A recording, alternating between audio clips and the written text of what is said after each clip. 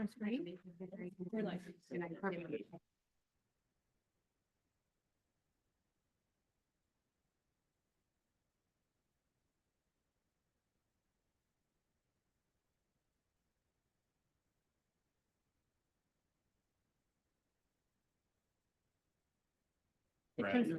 Yep. Okay, thank you.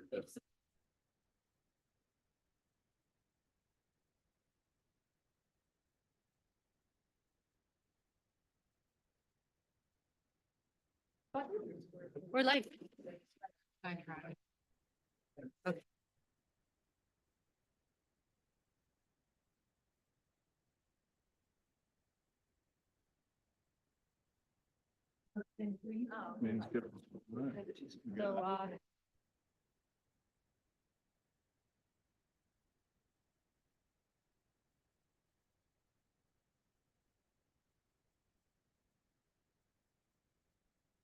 Okay, it's 9 o'clock. We're going to begin our meeting. I want to welcome you to the Illinois University Board of Trustees Committee meetings. The first committee meeting is the Academic Matters Committee. Dr. Hightower, please proceed. Thank you, Mr. Chair. The meeting of the Academic Matters Committee is now in session. Announcement, President Mahoney. Yeah, thank you, Dr. Hightower. First thing we're going to present is a couple of videos. As you know, the SIU system has been working on an online course exchange program that allows students on one campus to take classes from the other campus. This both helps recruiting new students, but also provides experience for our current students. So here's a couple of videos talking about some of the experiences students both at Carbondale and Edwardsville have had with the course exchange.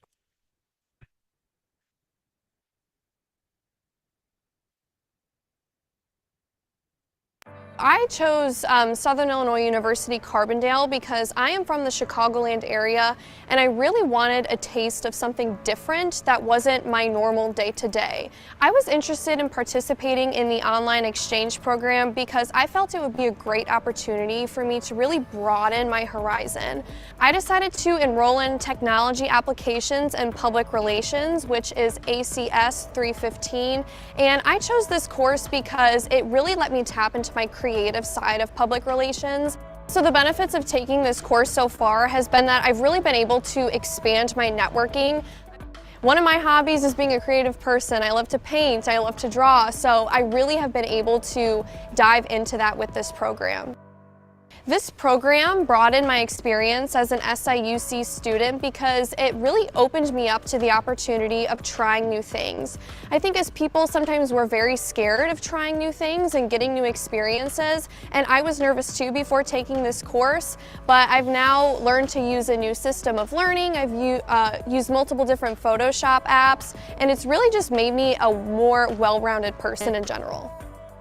So the benefit that I got out of participating in this program is to really just endeavor in my creative side. I think it would benefit other students at SIUC and SIUE because it really lets you broaden your horizon. Another benefit of this program is it really lets you work on your multitasking skills. So not only do you have to worry about your SIUC courses, but you also need to remember to focus on your SIUE courses or vice versa. So given that the two universities use different education platforms, it really makes you pay attention to the work that you have to do, ultimately creating a more well-rounded individual.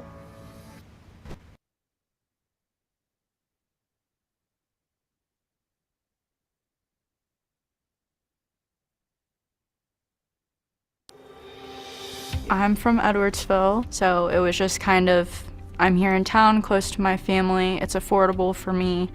They have a good curriculum for what I'm going into, so it was just kind of a win across the board for me.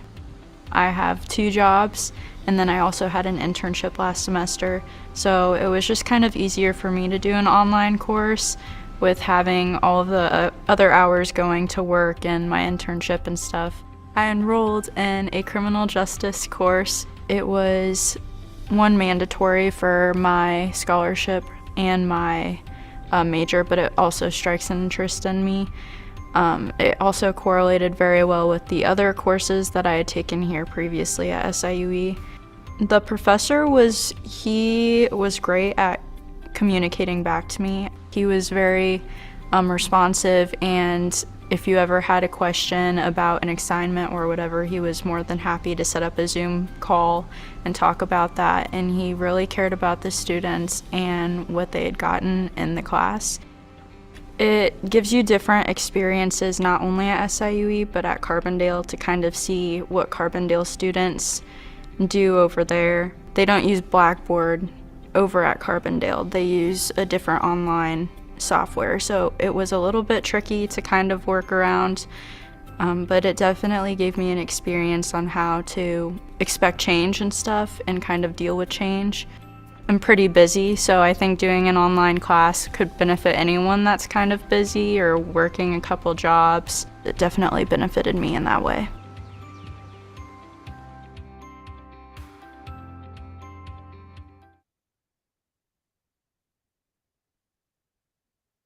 So that's it for our announcements. Again, I just want to thank Dr. Gupchuck for his leadership and all the people across both the Carbondale and Edwardsville campus who've really made this happen over the last couple of years. And we hope to continue to expand the opportunities for our students going forward. So thank you, Dr. Hightower. Well, if you could just share with Dr. Gupchuck that we really appreciate his outstanding efforts in getting this online partnership initiated, and we look forward to him growing the program and pushing it out to other offerings. I noticed that both students talked about the platform. I'm sure there's some discussion to try and address that. So I won't put you on the spot, but just tell him we are really happy to see that. Any other comments on this initiative from the board in general? Advertise like Wonderful. very much. Outstanding. Moving on, approval of minutes of the April board meeting. Is there a motion to approve the minutes? So moved. Second. Madam President, Madam Secretary, I'm sorry, please perform the roll call.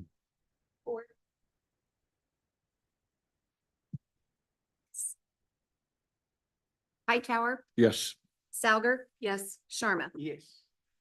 thank you. Motion passes. Moving on, President Mahoney, would you take 3 and 4, please? Yeah, so in number 3, we're gonna have a presentation. This is really something we've been working on over the last couple of years, is really taking the next step in our academic planning process. I will tell you, I used to oversee at a previous institution the process of approving programs, and it was less than sophisticated how we decided which programs to start and how to do it.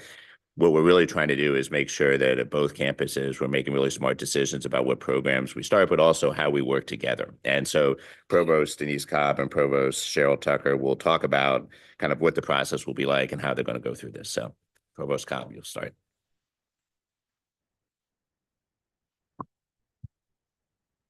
All right, good morning. Thank you.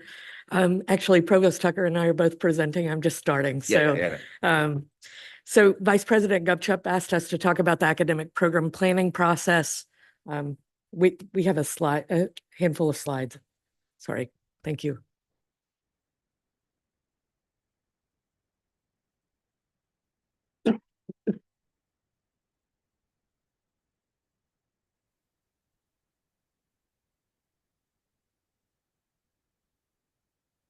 Yeah, that's great.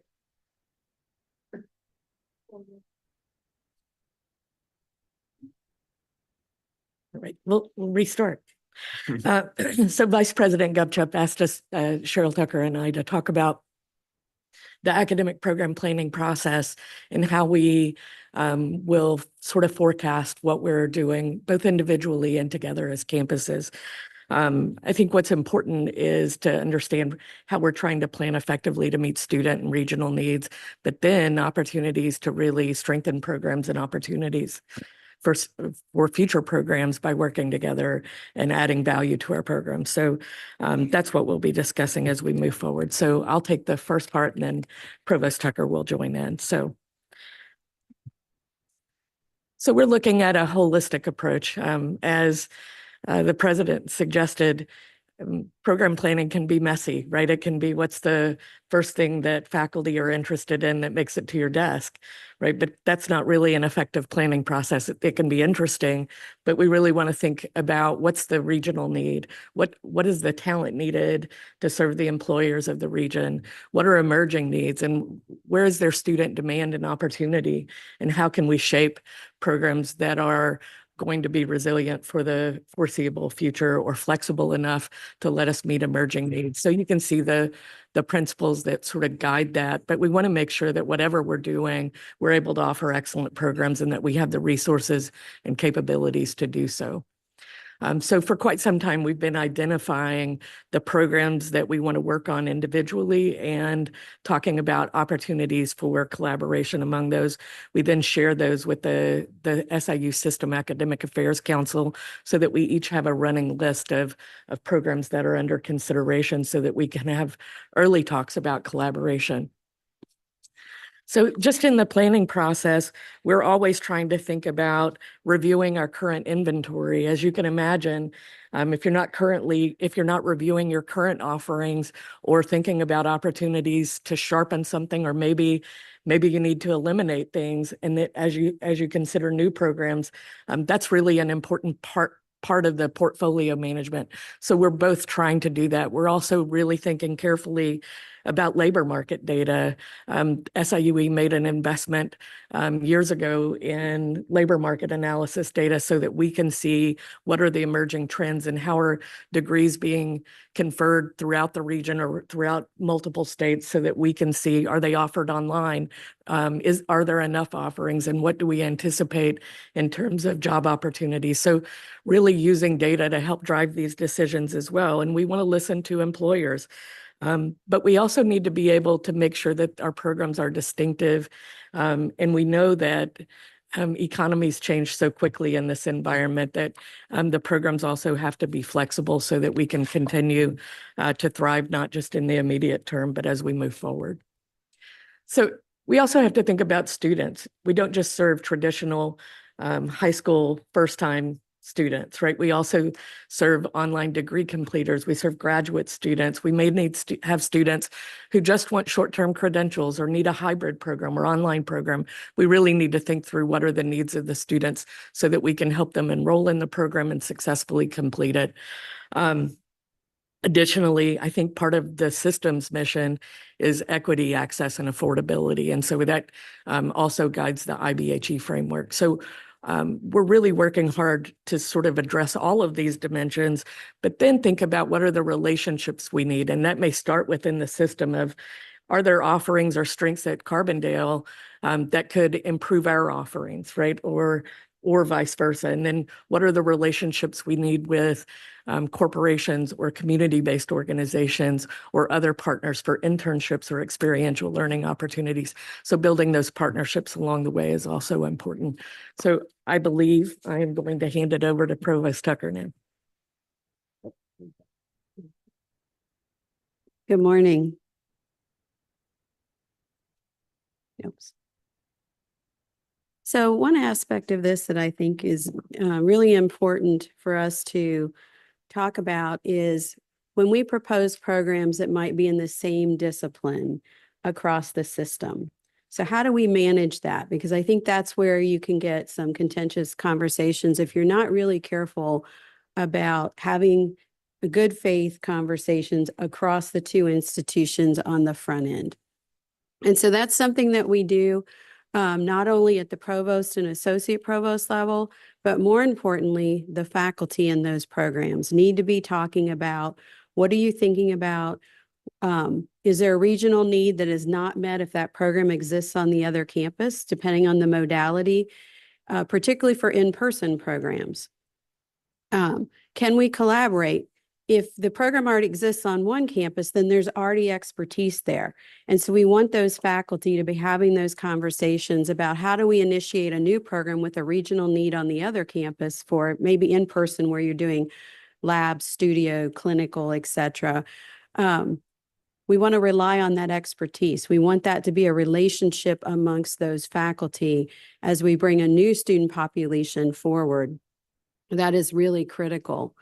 Does the proposed program have a distinctiveness? So maybe we have a program on one campus that's really extraordinary, but there's not the specialization that we could have. There's a new specialization based on the other campus that would allow us to launch a program there. And maybe it's a hybrid program. So some of it is in person on the two different campuses, and maybe some of it is also online so that we can share our resources. Because that's an important part of how do we mitigate risk as a system. Means we have to be collaborative. We have to leverage our resources. We want it to be successful. And the way to mitigate risk is to work together to really understand how this is going to work out. Is there an opportunity to leverage our resources more broadly versus us doing two independent things? The Belleville campus is a good example. Provost Cobb and I have been talking about, particularly in the forensic area. We have a lot of strength on both campuses that we would like to leverage. And we've been putting together a group of faculty to get them together to talk about what we could do collaboratively that we could not do independently. And so that really mitigates risk. It helps us have a better understanding of the student population, because the more voices, the diversity of voices at the table, we better understand the entire potential for something, as well as the potential for concerns that we need to be able to look at. And then more importantly, and Provost Cobb really highlighted quite a bit about this, is how do you develop sustainable programs? At the end of the day, the programs have to be sustainable within a reasonable period of time. The rate of change is extraordinary, but we don't want to set up something by the time we get it up and running, whatever that thing was, is already sort of yesterday's news. And so higher ed doesn't move as quickly as most of us would like. And so we really have to think about how is that program going to be sustainable. So both campuses work independently, but also collaboratively, depending on what it is. And we have to align everything we do with our institutional missions. I mean, that's first and foremost. We do have market data. Both of us have programs that we use for market data, but we also rely on our faculty who are members of disciplinary organizations who have market data specific to those disciplines as well. That really helps us add an additional layer of specialization. We have to be thinking about occupational demand, as Provost Cobb mentioned, workforce. We need to be workforce responsive. That is absolutely critical for higher ed to continue to think about what do those employers need, not today, but in the future, so that we are prepared to provide that workforce for them. Resource requirements, there's the human resources, our faculty, our staff. A lot of times faculty want to bring a new program on, and they've talked about how many faculty they need. But there's staffing, right? There's facilities. There's a lot of other pieces that most of these requirements are what we fill out in our forms that go to system and then IBHE to get a program approved. We have to be able to identify those resources, understand those revenue streams. Revenue neutral is where we need to be. We prefer to be revenue positive, but we don't want to accidentally step into a space where the projection is that we'll never be able to recover our initial startup costs, because new programs do have those sort of one-time costs that you have to start with. And so these are just some aspects of how we, as a system, are planning our academic programs in a very collaborative fashion to make sure that we have sustainable programs, that they have academic excellence, that they are the programs that are workforce responsive. And both of us are more than happy to answer any questions that you might have. Well, it's great to see the collaboration occurring between the two campuses. Question which was a problem for the first years, the criteria you use for eliminating programs with low enrollment.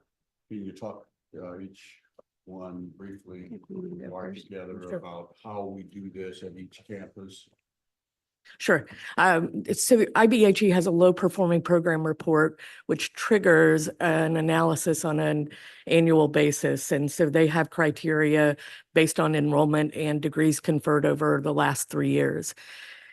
You have to, because of that report, you have to either have a plan to remediate, or to eliminate, eventually to sunset the program, or an explanation for why it's acceptable. So why it's acceptable, we had a program, for example, that was very, very new, right? And so that was one example, and we just needed a little bit of time and then it was fine. In another instance, we had a program that added no cost to the university. It was, students were able to pull things together from other majors. And so there was actually no cost or no harm. It just provided another opportunity for students to graduate. I will tell you, I don't find that to be the driver. I think conversations with faculty about, is this still serving our needs well? Can we do it well? Can we do it? Does it really serve students' needs? Are you happy with the program? Would you rather invest elsewhere? I found that when we can have those conversations, we're much more likely to eliminate things without any trigger from IBHE or from the provost office saying, we need to do this. I think if we're constantly having those conversations through program review and annual assessment reports, we get a lot farther. And I feel like because of that, we've been able to keep our portfolio sort of refreshed over time. Absolutely. And being newer to the institution, we've not started those kinds of conversations, but they're organically happening, where the deans in the academic colleges have had faculty express concern whether programs are viable long-term and have come forward with some thoughts on, we've given it our all for the last several years and there's still no change. And this is why we can't sustain this program.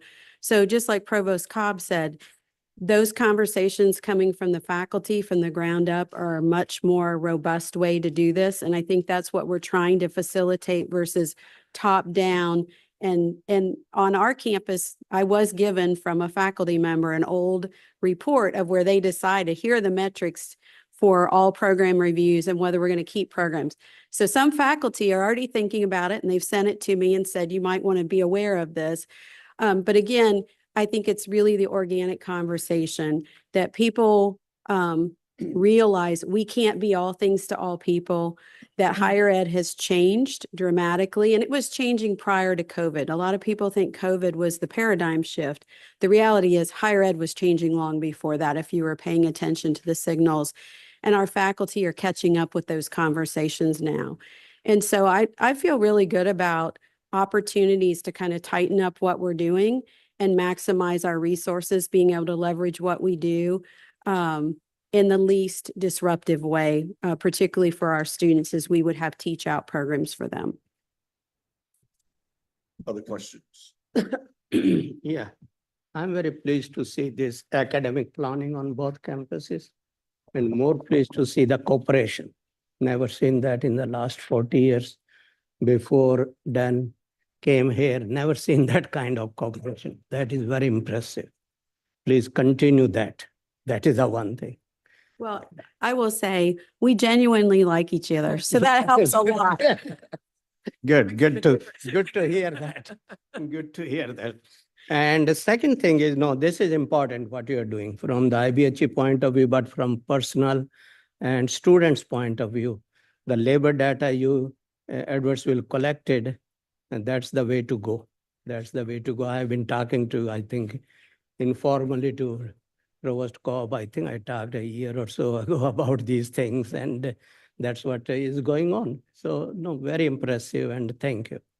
One issue was there on Carbondale campus, and I don't know, it may be still going on.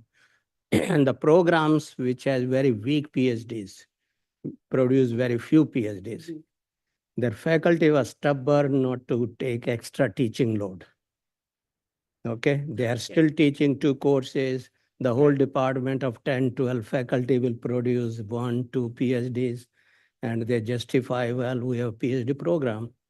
Is it still going on? And that need to be looked into it. Yes, so last year when I started, I've started working with the deans about you must review faculty workload. And it has to be appropriate for what they're contributing because it's an equity issue. This year, so some of the deans had early conversations and made changes this year. For those who haven't, I've said this year, you absolutely must have your school directors review the faculty workload. I mean, they do that annually anyway, Yeah. but it needs to be reviewed with the lens of what is an equitable workload. So people know it will change next year. If you're not meeting your scholarly or creative activities, which is where you tend to see it, if you're not meeting those metrics, your workload in terms of instruction will go up next year. Thank you. No, keep up the good work. Thank you. Yeah, and I'll just say, thank you to Coach Cobb for your presentation, and for the work that you've done along with the Academic Affairs Council on this. This is, I think, exactly what I think needs to happen in higher education is kind of more that sophisticated, looking at things and making decisions and doing it in a collaborative way. I had two thoughts. One, when Dr. Hightower talked about eliminating programs, one of the things I think this sometimes does too is gets faculty to look at a program and maybe adjust it rather than eliminating it. And I've had that experience at other institutions where in one case, the enrollment went up 6 times as large because they dramatically changed the program. And so that's another possible outcome. And I will say, I like all the ways that you all are looking at what to do and how to, again, potentially collaborate. Again, I used to oversee the program approval process at a previous institution. I remember one time we had a program and I had many, many questions about why we were approving it. And someone said to me, well, the dean needs a win. And I was like, that's a really bad reason to start a new academic program, but that is often how it ended up happening is we want to support, that individual. And this actually takes it in a way that's much more sophisticated, student driven and workforce need driven. So I appreciate that. All right, want me to move on to the next item? Yep. Okay, so the next item is item H in your board materials is the annual listing of academic program changes for your approval. This includes submissions of tables to the Illinois Board of Higher Education on behalf of SIU Edwardsville and SIU Carbondale for the approval of new programs, reasonable and moderate extensions, approval of off-campus program locations, and academic program eliminations and suspensions for the period of July 1st, 2023 through June 30th, 2024. Motion? So moved. So second. We have a motion second. Madam Secretary, please call a roll. Ford. Hightower, Yes. Salger. Yes. Sharma. Yes. Motion passes. Dr. Mahoney, would you continue on? So the next item, I'll call on Todd Wakeland to discuss the approval of item K.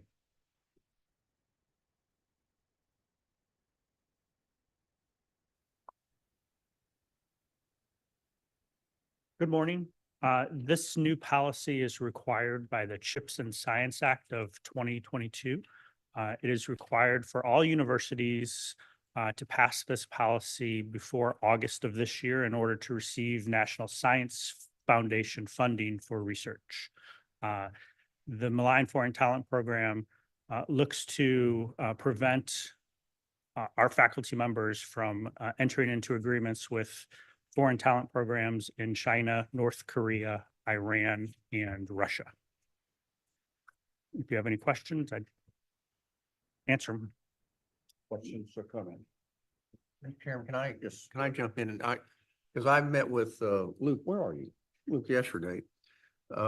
And this is something that all the universities in the country have to go to. Not, this isn't just for us. Correct. It's and I don't know whether you want to explain it any more the reason, but I mean, it's to keep all the universities. We had a situation on the SIU campus where we had a professor that was thought to have been involved with a Chinese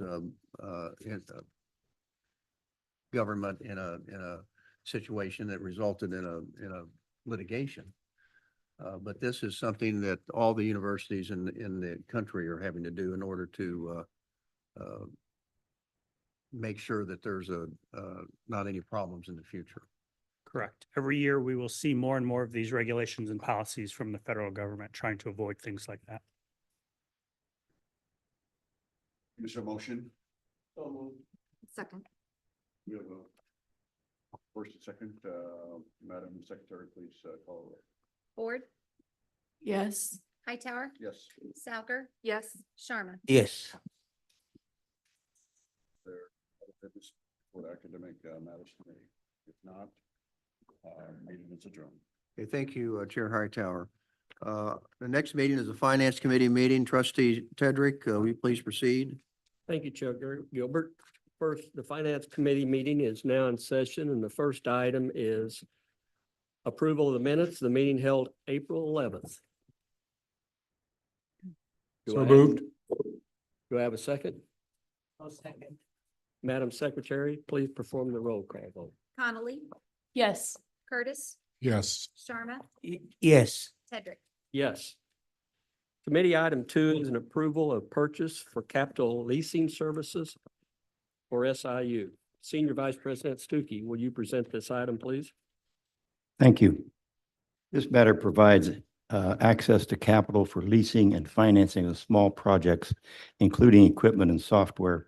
These projects have a cost of in the few millions of dollars or less, not the tens of millions or more, which qualify for revenue bonds and COPS. We want to get firms, financial institutions on board, approved and ready to do this when a project comes forward, rather than waiting until a project comes forward and then taking 7-8 months to get the financing for it. This service was provided before by IPEC, the Illinois Public Higher Education Cooperative, which is a purchasing cooperative which does a lot of purchasing, massive amount of purchasing for all the public institutions. For a variety of reasons, they found it not infeasible to do that, and they stopped doing that. So we have to bring these firms on ourselves.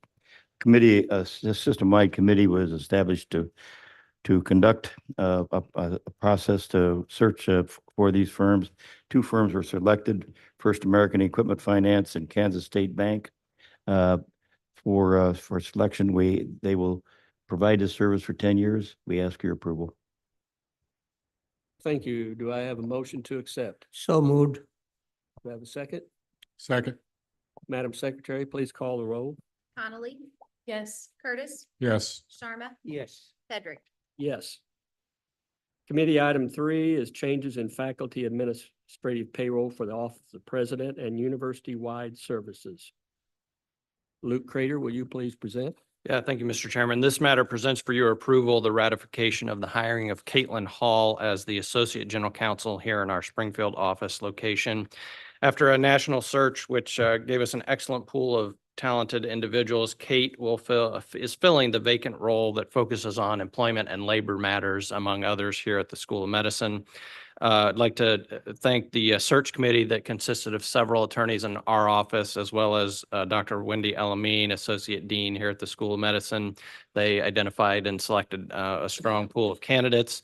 I'm also thankful to School of Medicine leaders, Dr. Cruz and Dr. McDowell, John Horvat, Rakisha Falon, and Kristen Eaton, who also made time in their schedules to interview finalists and provide input. Kate obtained her bachelor's degree at St. Norbert College in Wisconsin, and she obtained her law degree from Michigan State University with a full tuition scholarship while she was there. She has served in the Sangamon County Office of the Public Defender, as well as 2 respected nationwide and Midwest law firms here locally. I'm excited about the potential that Kate brings to our office, and would humbly ask for your approval to ratify the matter, and happy to answer any questions. Thank you. Any questions? Do I have a motion to accept? So moved. Do I have a second? So second.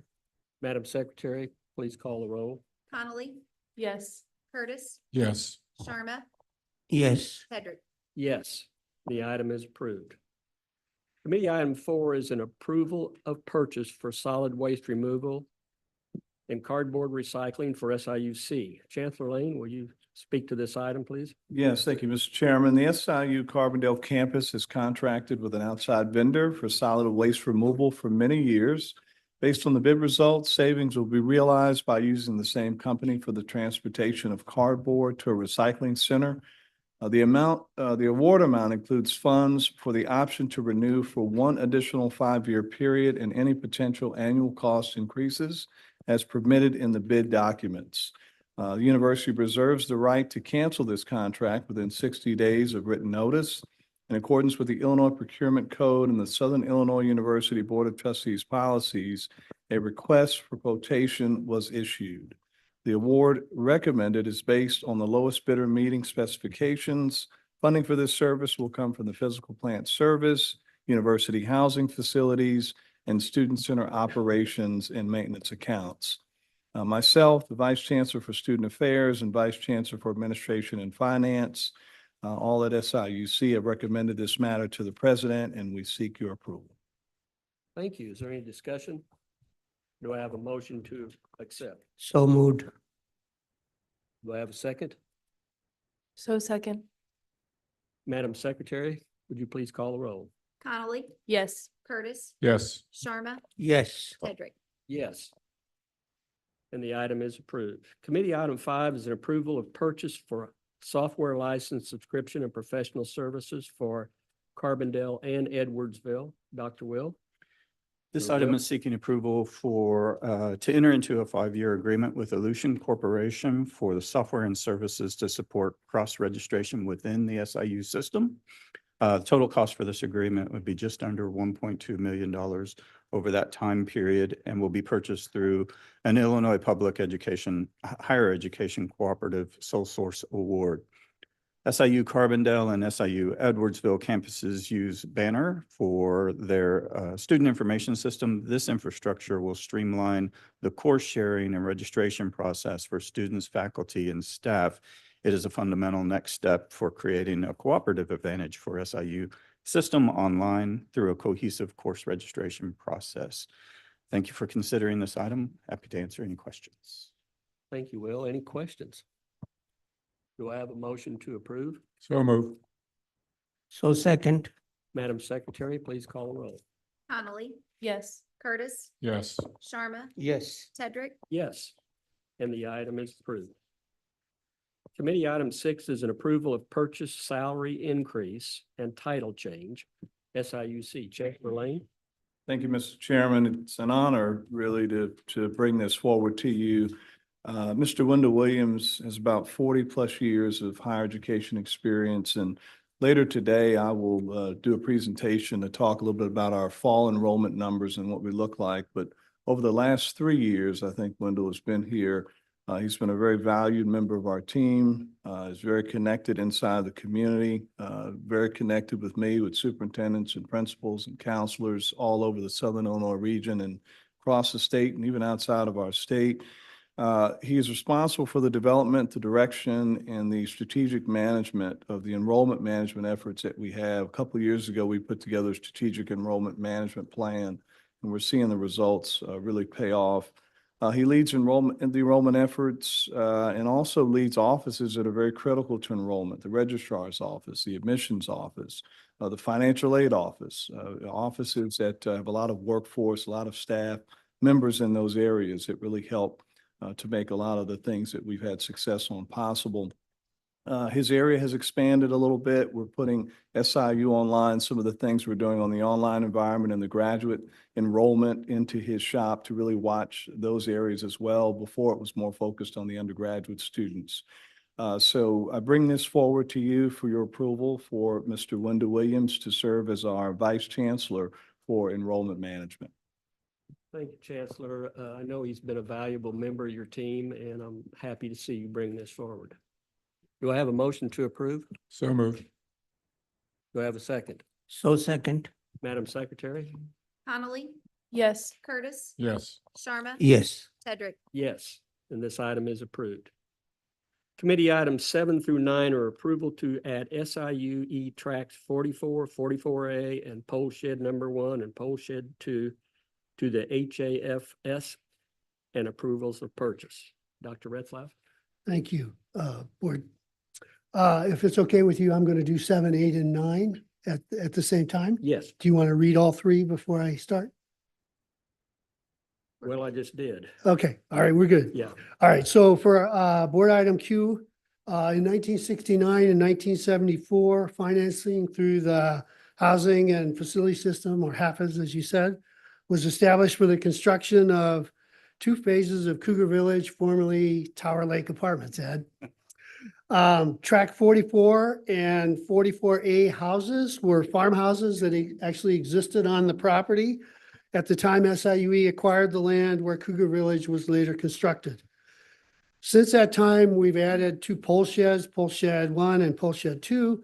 However, recently we discovered that this complex of track 44 house, track 44A, the 2 pole sheds, collectively building 7144, are currently not in the revenue bond system, even though they're being used by the SIUE housing. So this matter is to seek approval from the board to add building 7144 to HAFAS so that proper maintenance support for Cougar Village can continue to be provided. These are used by University Housing Facility Management to provide offices and storage for grounds and crafts equipment and supplies in support of the Cougar Village and the residents there.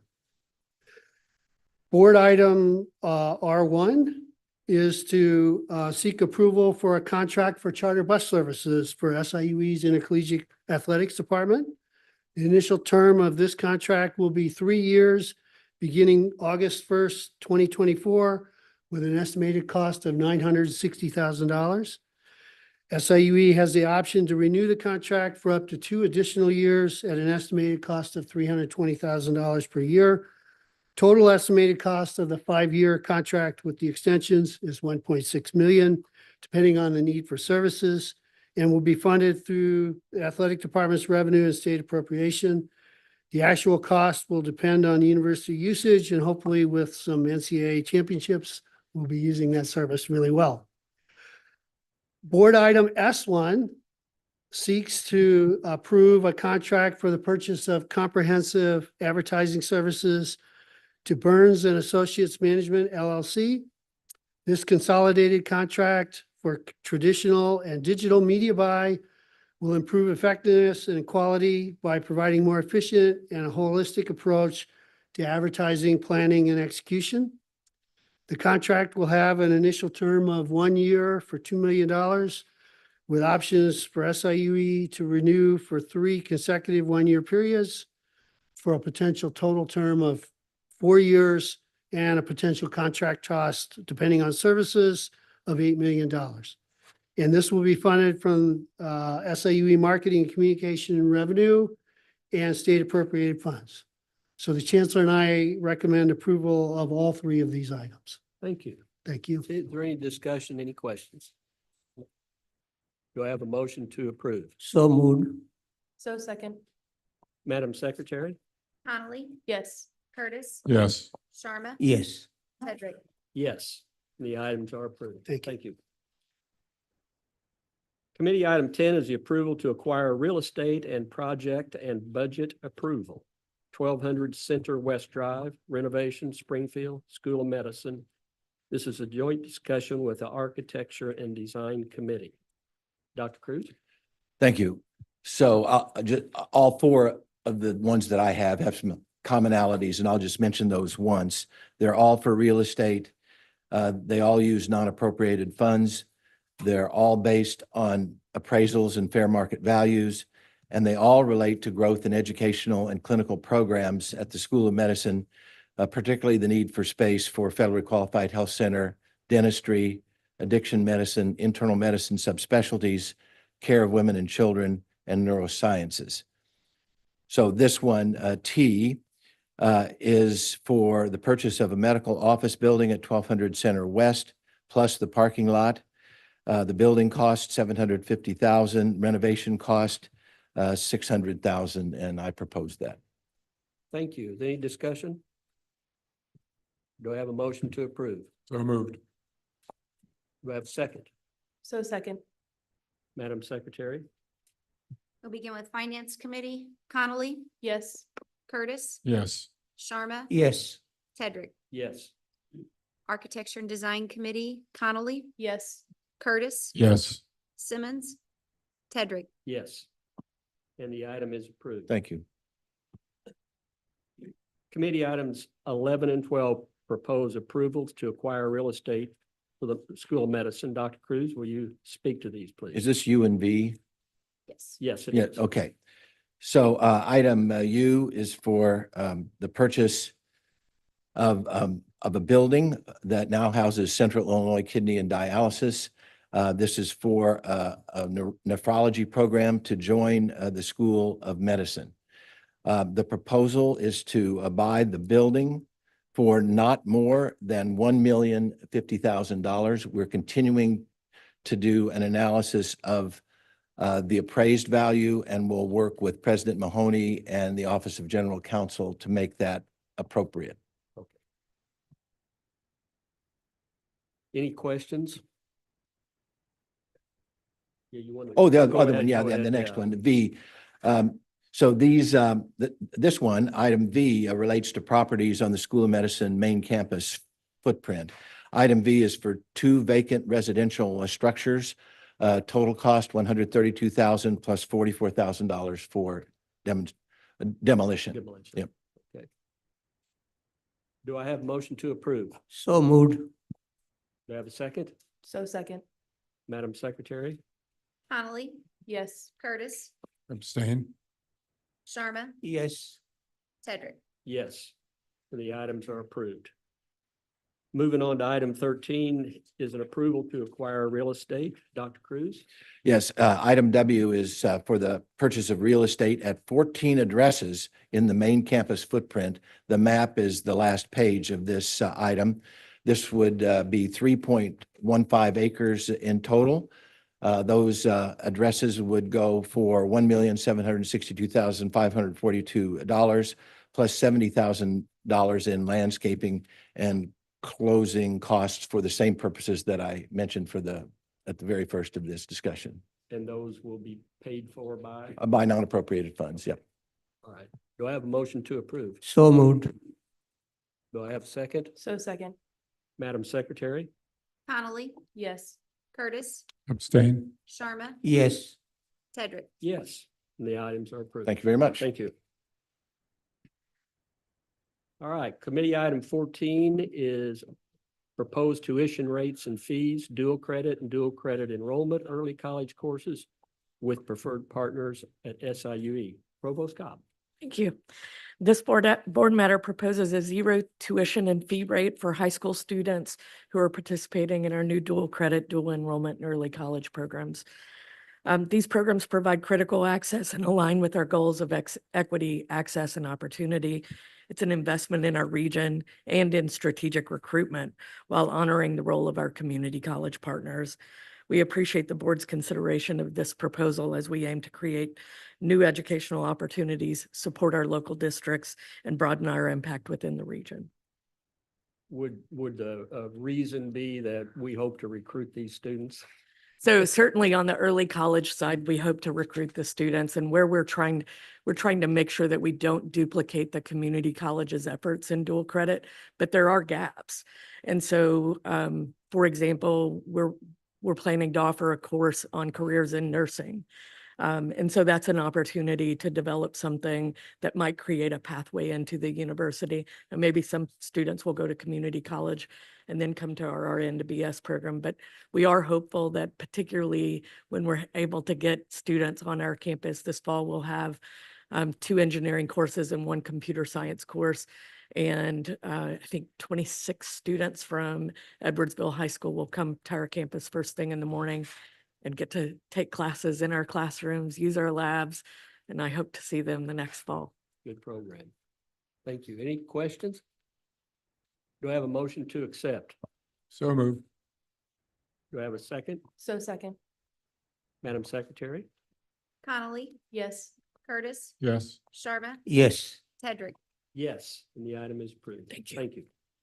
Committee item 15 is proposed revisions to the Board of Trustees purchasing policy, and I will say that we were handed this at our last meeting and asked to read it, and that was the most boring read I've ever had. I'm glad you gave us a little time, too, Dr. Stuckey.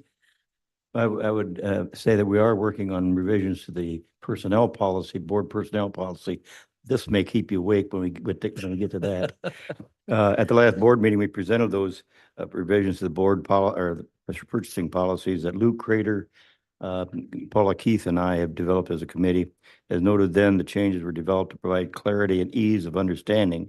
No significant changes to the policy were proposed.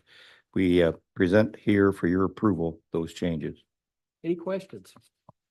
Do I have a motion to approve? So moved. Do I have a second? So second. Madam Secretary? Connolly, Yes. Curtis, Yes. Sharma. Yes. Tedrick. Yes, then the item is approved. Committee item 16 proposes the approval of an incentive compensation for Chancellor Lane. President Mahoney, will you present this item?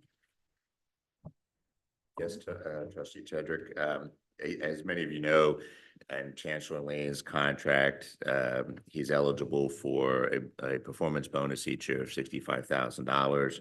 I should point out that's entirely funded by the SIU Foundation, so it does not use any state dollars or any general appropriations to fund that. That's a relatively common thing in higher education to use foundation dollars to support chancellor compensation. Based on my review of the last year's performance at SIU Carbondale, I'm recommending the full amount. The performance is based on a number of things, not including increases in enrollment, increases in fundraising, many of the things that we've talked about already, but we'll talk about more later in the meeting. Thank you. Do I have a motion to accept? So moved. Do I have a second. Madam Secretary?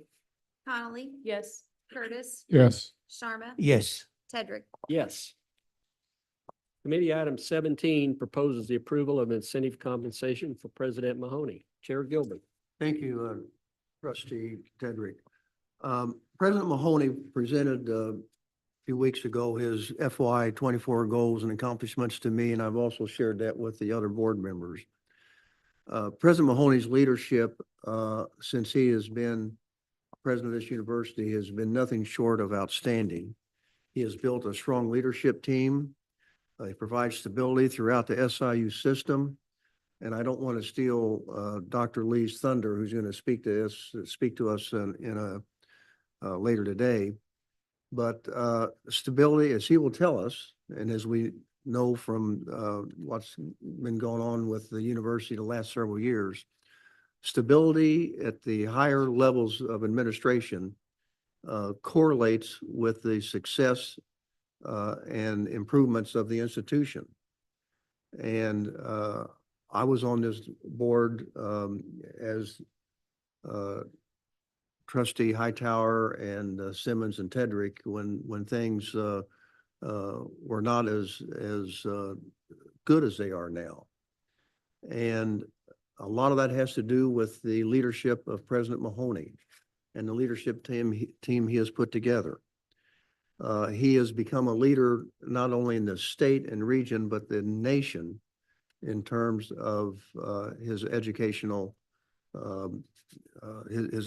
organizations and his fundraising. He attends, as we'll go on a little bit later, the fundraising both in Carbondale and Edwardsville has improved dramatically. And he's just done an outstanding job. And probably one of the best moves that we made was when we hired him, was having him move here in Springfield. Because first of all, that takes him out of the hair of Austin and There's not much hair there. Not much hair there. But Springfield, he is, because of his presence here in Springfield, his relationship with the legislature and the donors and stuff, it's proved to be absolutely outstanding. And Laura, the first lady, his wife, has opened their home like they did last night to us for alumni and reception. And this university is doing better than a lot of universities in not only the state, but the country. And it's due to his leadership and the leadership team he's put together. And so it's going to be my recommendation, Trustee Tedrick, and to the Finance Committee and to the entire board, that we grant him the full $115,000 incentive compensation, which again is not state dollars, but is paid for through the foundation. So that'll be my recommendation. Thank you. Anybody have any questions or any discussion? Do I have a motion to approve? So moved. So second. Madam Secretary? Connolly, Yes. Curtis, Yes. Sharma. Yes. Tedrick. Yes, this item is approved. And if there's no further business before the Finance Committee, this meeting is adjourned. Okay, thank you, trustee Hedrick, but you're not off the hook yet because in trustee Simmons' absence, I'm appointing you as chair pro tem for the Architectural and Design Committee meeting. All right, the first item on the agenda is approval of the minutes of the meeting held April 11th. Is there a motion to approve? So second. Madam Secretary? Connolly, Yes.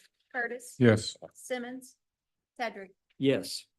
And I'm going to skip over the next item because we've already dealt with it with the Finance Committee. So committee item 3 proposes planning approval, impact partnership, Edwardsville campus. Dr. Retzlaff. Thank you. Good morning again. This matter seeks approval to explore an opportunity for the development of approximately 100-acre parcel located on the SIU campus southwest of the intersection of New Pogue Road and Stadium Drive. And I was going to tell John right next to the Simmons baseball complex, but for the construction of a research and development facility in partnership with the company Impact Incorporated. SIUE is committed to establishing industry partnerships to support its educational mission and advance the region toward a more sustainable future. Impact is an energy, technology, and food company focused on green renewable energy, sustainable healthy food production, and accessible education. Impact is interested in constructing this research and development facility to serve as a dynamic hub for education, where faculty, students, and industry experts will engage in applied research projects focused on things like micro-wind turbines, solar panel technology, microgrid interconnection, indoor farming, food science, and nutritional programs.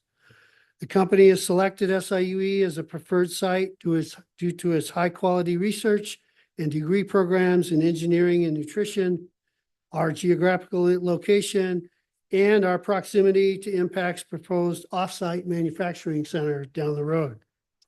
This project and continued operation of the facility would support sustainability, renewable energy production, jobs, and workforce development on our campus. Through research partnerships and internships and apprenticeships, Impact collaboratively with SIUE will advance the regional workforce development needs of our region. Dr. Miner and I recommend approval of this item. So this item isn't, you're not asking for a budgeted amount. You just want to move forward with talking with them and planning. Planning, that is correct. So Okay. Do I have a motion to accept? I'll make a motion, but I want to ask a question after the Please motion. do. So moved. So second. So the question would be is before you come back for approval, will we have a business plan and will we see a little bit more? Because this is a pretty significant undertaking. yes, that is the plan. Okay. Madam Secretary? Yes. Yes. Yes. Thank And you. it is approved. Thank you. There's no other business before the Architecture and Design Committee. The meeting is adjourned. Okay, thank you, trustee Tedrick. We are going to just move straight into the full board meeting. Madam Secretary, please call the roll. First of all, I'll call the meeting to order, and now you can call the roll. Connolly, Present. Curtis, Present. Ford, Present. Gilbert, Present. Hightower, Yes. Salger, present, Sharma, Present. Simmons, Sedgwick. Present. All right, a quorum has been established. I would like to welcome our new student trustees, Hannah Conley and Kia Ford, to their first full board meeting. Welcome, both of you. I would like to announce that during the public portion of yesterday's meeting, I appointed trustee Ford to serve as a member of the Academic Matters Committee and Audit Committee, and I appointed trustee Conley to serve as a member of the Finance Committee and Architectural and Design Committee. In addition, I'd like to announce that during yesterday's executive session, the board approved for release executive session minutes, meeting minutes excerpts for the period of September 2023 through February 2024. And those will be posted on the board's website tomorrow for public inspection. The next item of business is the approval of the minutes of the meeting of the board held April 10th and 11th of this year. Is there a motion to approve these minutes? So moved. Is there a second to the motion? Second. Been moved and seconded. Madam Secretary, please take the roll. Connolly, Yes. Curtis, Yes. Ford, Yes. Gilbert, Yes. Hightower, Yes. Salger, Yes. Sharma. Yes. Simmons, Tedrick. Yes. Okay, the minutes are approved, and the next is for trustee reports. I don't think there's any trustee reports, and the next will be the committee reports, and I will report that the executive committee has not met between board meetings. The next item is that regular board meetings, 30 minutes will be reserved to receive comments or questions from members of the public and employees of the university. Speakers' comments or questions should not exceed 5 minutes. Persons wishing to speak shall contact the executive secretary of the board, and the executive secretary of the board shall maintain a roster of those seeking to speak and shall call the speakers in order. Madam Secretary, do we have any speakers today? We do. Professor Lee.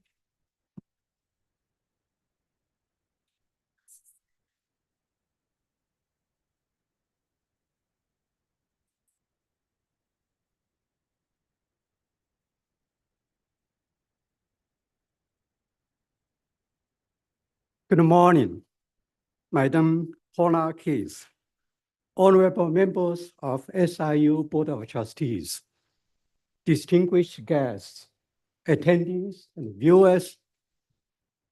Thank you so much for giving me opportunity to address you today. I'm here to make a couple of comments or remarks on behalf of SIU faculty senator and SIUC faculty members. First, in American higher education, we have learned that the top leadership stability and longevity, that means presidents or chancellors, are highly correlated with the growth and success of institutions. Here are two examples.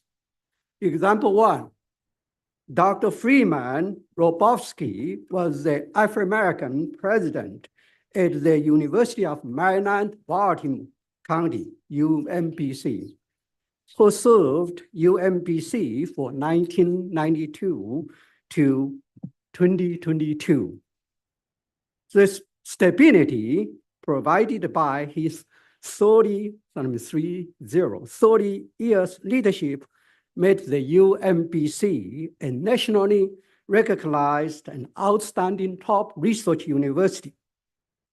Example two, you may be aware that Dr. Delight Morris served as our SIU top leader from 1948 to 1970, which was a thriving era or time for SIU.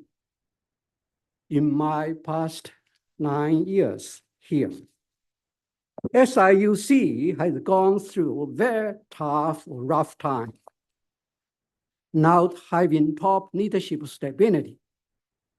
We had 5 chancellors during the years from 2014 to 2020.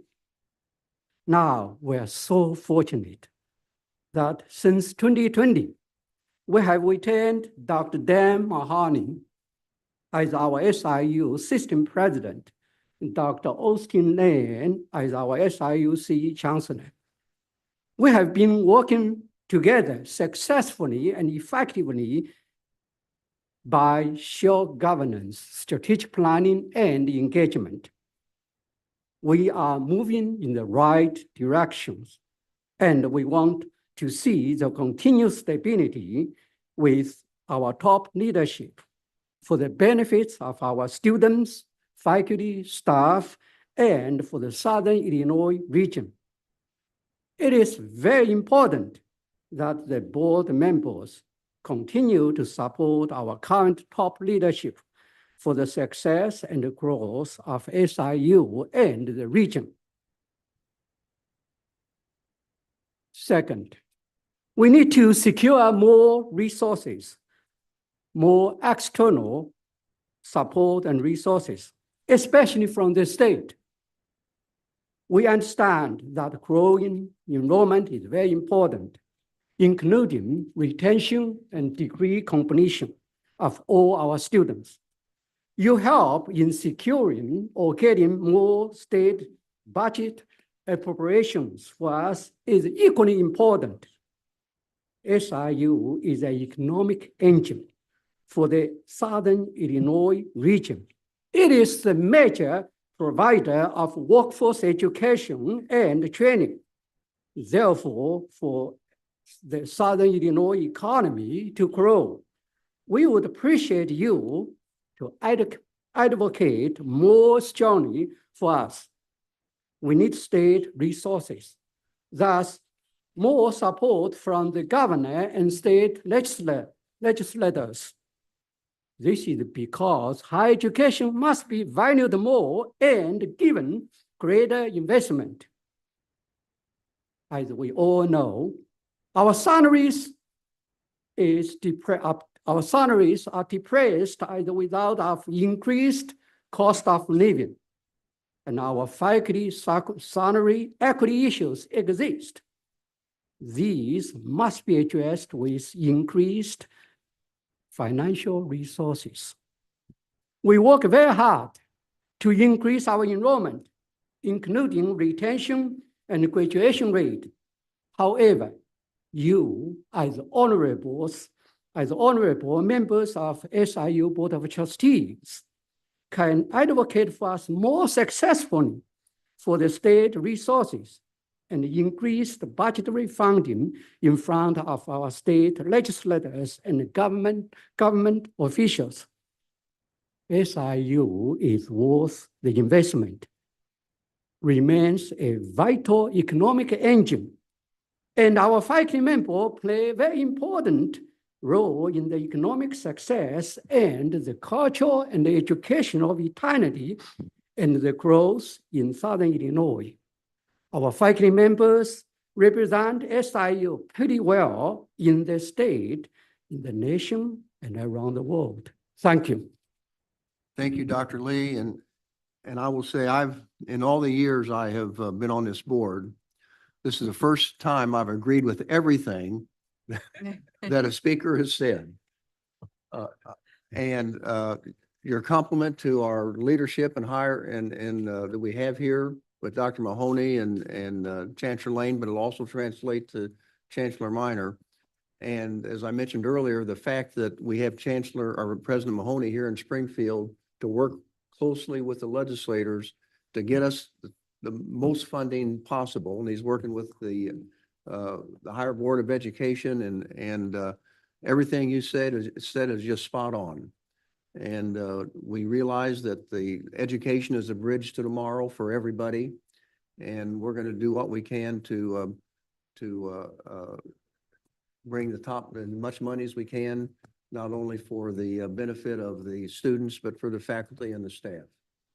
So thank you very much for your comments. Very well appreciated. At this time, I also want to make a comment that even though we gave President Mahoney and Chancellor Lane incentive bonuses, that was pursuant to their contract. When Chancellor Minor came on, his contract was done before we did the incentive contracts for the President and the Chancellor Lane. That's not to say that Dr. Minor does not deserve an incentive bonus. He does. He has done an outstanding job at Edwardsville. And we are working with the foundation in Edwardsville in order to provide the same kind of incentive compensation package for Dr. Minor that we did for President Mahoney and Dr. Lane. And Dr. Hightower, I don't want to add anything. I do. I want to address what you just said, that Chancellor Minor is doing an exceptional job in addressing and leading the SIU campus in the direction that will continue to make the community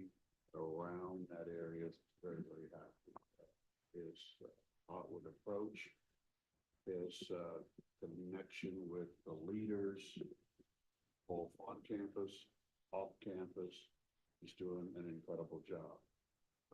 We are working with the foundation to address the same type of incentive package that we developed for President Mahoney and President Lane, Chancellor Lane.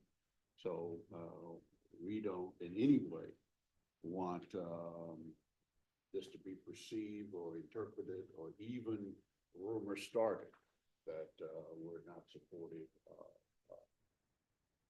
Chancellor Minor.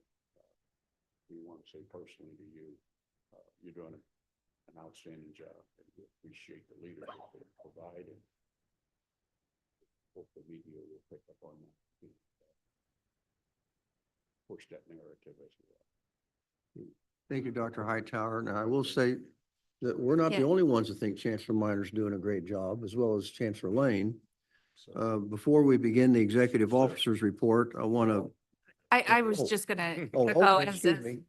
Go ahead. another member from Edwardsville. I was just gonna echo what trustee Hightower was saying. As both an SIUE alumni and a member of the business community in Edwardsville, it's been fantastic the way that you have engaged with the community and with the alumni. I've been to a lot of events. I'm looking forward to the next Bronze Boot game. And I was also a SLU alumni, and I'll be rooting for SIU for sure. But we really do appreciate you, not just as this board, but as a member of that community. We appreciate the engagement that you have taken on for the university and that area. So Mr. Chair, let me just mention one thing. Not only what you're doing internally, but more importantly, how you're engaging with the business community to improve, increase, and develop economic development, which will be a major boost to the overall SIU community. So please keep up the good work, and just wanted to say that personally. Okay, thank you, Trustee Hightower. And as I was beginning to say, that we're not the only ones that think that the chancellors are doing a great job. I would like to congratulate Chancellors Lane and Minor for being awarded the CAPAL, KAPAL Foundation Lifetime Achievement Award on June 22nd. This foundation empowers young men through mentorship, leadership, development, and educational support. And I'm proud to announce that both of our chancellors were honored by the KAPAL Foundation with a Lifetime Achievement Award to honor their hard work, dedication, and success. So chancellors, congratulations on this award. And then I read in the papers a few days ago, Chancellor Lane, that you received just a couple of days ago some FFA award. Now, what was that about? Did they give you bib overalls or what? Waiting on my jacket and my shirt. You're one of those blue jackets with the FFA, you know? That's huge for our area, as you know, FFA is everything. So I'm very honored to receive that. Well, they have the state FFA convention on our campus every year. And they are just bring in hundreds and hundreds of high school students, which benefits and is a good recruiting tool for enrollment. So, because our agricultural program is one of the strongest, I think, in the state, if not the nation. Okay, with that, President Mahoney, will you present your report for the SIU system? Yeah, thank you, Chair Gilbert, and I will reaffirm everything that was said about Chancellor Minor and his outstanding work. Again, the only reason we didn't talk about an incentive bonus is it's not in the contract. And I will say Dr. Lee's comments about the importance of stability really stands out to me at the chancellor level, but actually below that as well. It was interesting when I was doing my review this year, one of the things I like to do is make sure I'm supporting you all in your leadership searches, and there were a lot less. And that was a good thing. To have good, stable leadership across the system is important, and particularly important in trying to work through our strategic plan and achieve the goals that we have there. So that's a nice transition to Courtney Breckenridge, who will talk about the update of the strategic plan. And we actually, Katie Sheehan has put together a report working with Courtney and others and she's going to hand that out now about the strategic plan and an update. So I'll let Katie hand that out as Courtney, as you can present. Okay, wonderful. Thank you for allowing me to be remote today. I've kept my germs at home in hopes of keeping everybody well there. So as always, I'd like to begin by thanking President Mahoney, Vice President Gupchup, and the many implementation team members across all 3 campuses who work behind the scenes to advance the work of the system strategic plan. Fiscal year 24 was a year of significant strides for both implementation and, as you're seeing here, communications. And we're excited to share these updates with you, with the campus communities, and with SIU's many stakeholders. Next slide, please. At this time last year, we launched the first iteration of the strategic plan dashboard, where we share key performance indicators associated with strategic plan goals and objectives. This year, we're thrilled to share the first public-facing progress report, which was distributed with your board packet, or actually just right now. Katie deserves incredible recognition. Cannot say enough great things about the process of working with Katie to develop this report, and how excited we are to have Katie as part of the SIU family to support future reports and future endeavors like this. The report you're looking at now takes the key achievements associated with each goal and dives deeper into the stories, featuring students, faculty, and staff who make the SIU system world-class institutions. Taken together, the progress report and the dashboard bring together the quantitative and qualitative aspects of the strategic plan implementation and make them available to our campus communities and the public at large. I think that as you look at both of these items, you can really see the impact through both the faces and stories of people, and then also through those metrics that are driving success. Next slide, please. Moving forward, we have 4 main goals for fiscal year 25. First, we'll continue to work with Katie and other stakeholders to tell our story in both the annual progress report and in broader communication materials. We'll continue to refine the dashboard to show our collective impact on key performance indicators. I want to do a huge shout out here to the institutional research and institutional excellence, IE and IR directors on SIUC and SIUE's campus who have been helping support data collection beyond that we're collecting from the teams and help tell a more comprehensive story of the system's growth. We'll also continue to grow the team of collaborators across all campuses committed to the growth of the SIU system strategic plan. And finally, we'll use these stories and the data to support the pursuit of new revenue and new awards to the system. Next slide, please. Finally, I'd like to close with a story. This has become a little bit of our mantra on the implementation teams. I think many of you have probably heard it from Dr. Gupchup before, but it bears retelling. There's a young boy on a beach tossing starfish that have washed up in the shore back into the water. An old man observes the boy doing this and says, "There's so many here. You can't make a difference. What's the point?" The boy picks another starfish, tosses it into the water, and says, "I made a difference for that one." Every community, every student, every person whose lives we touch through these collective efforts is a starfish. On some metrics, our numbers are still admittedly small, but these efforts have made an impact to people, which will only continue to grow. Thank you. Any questions for Courtney? Well, again, thank you to Courtney for all the work that she does. Thank you to Katie for putting this together.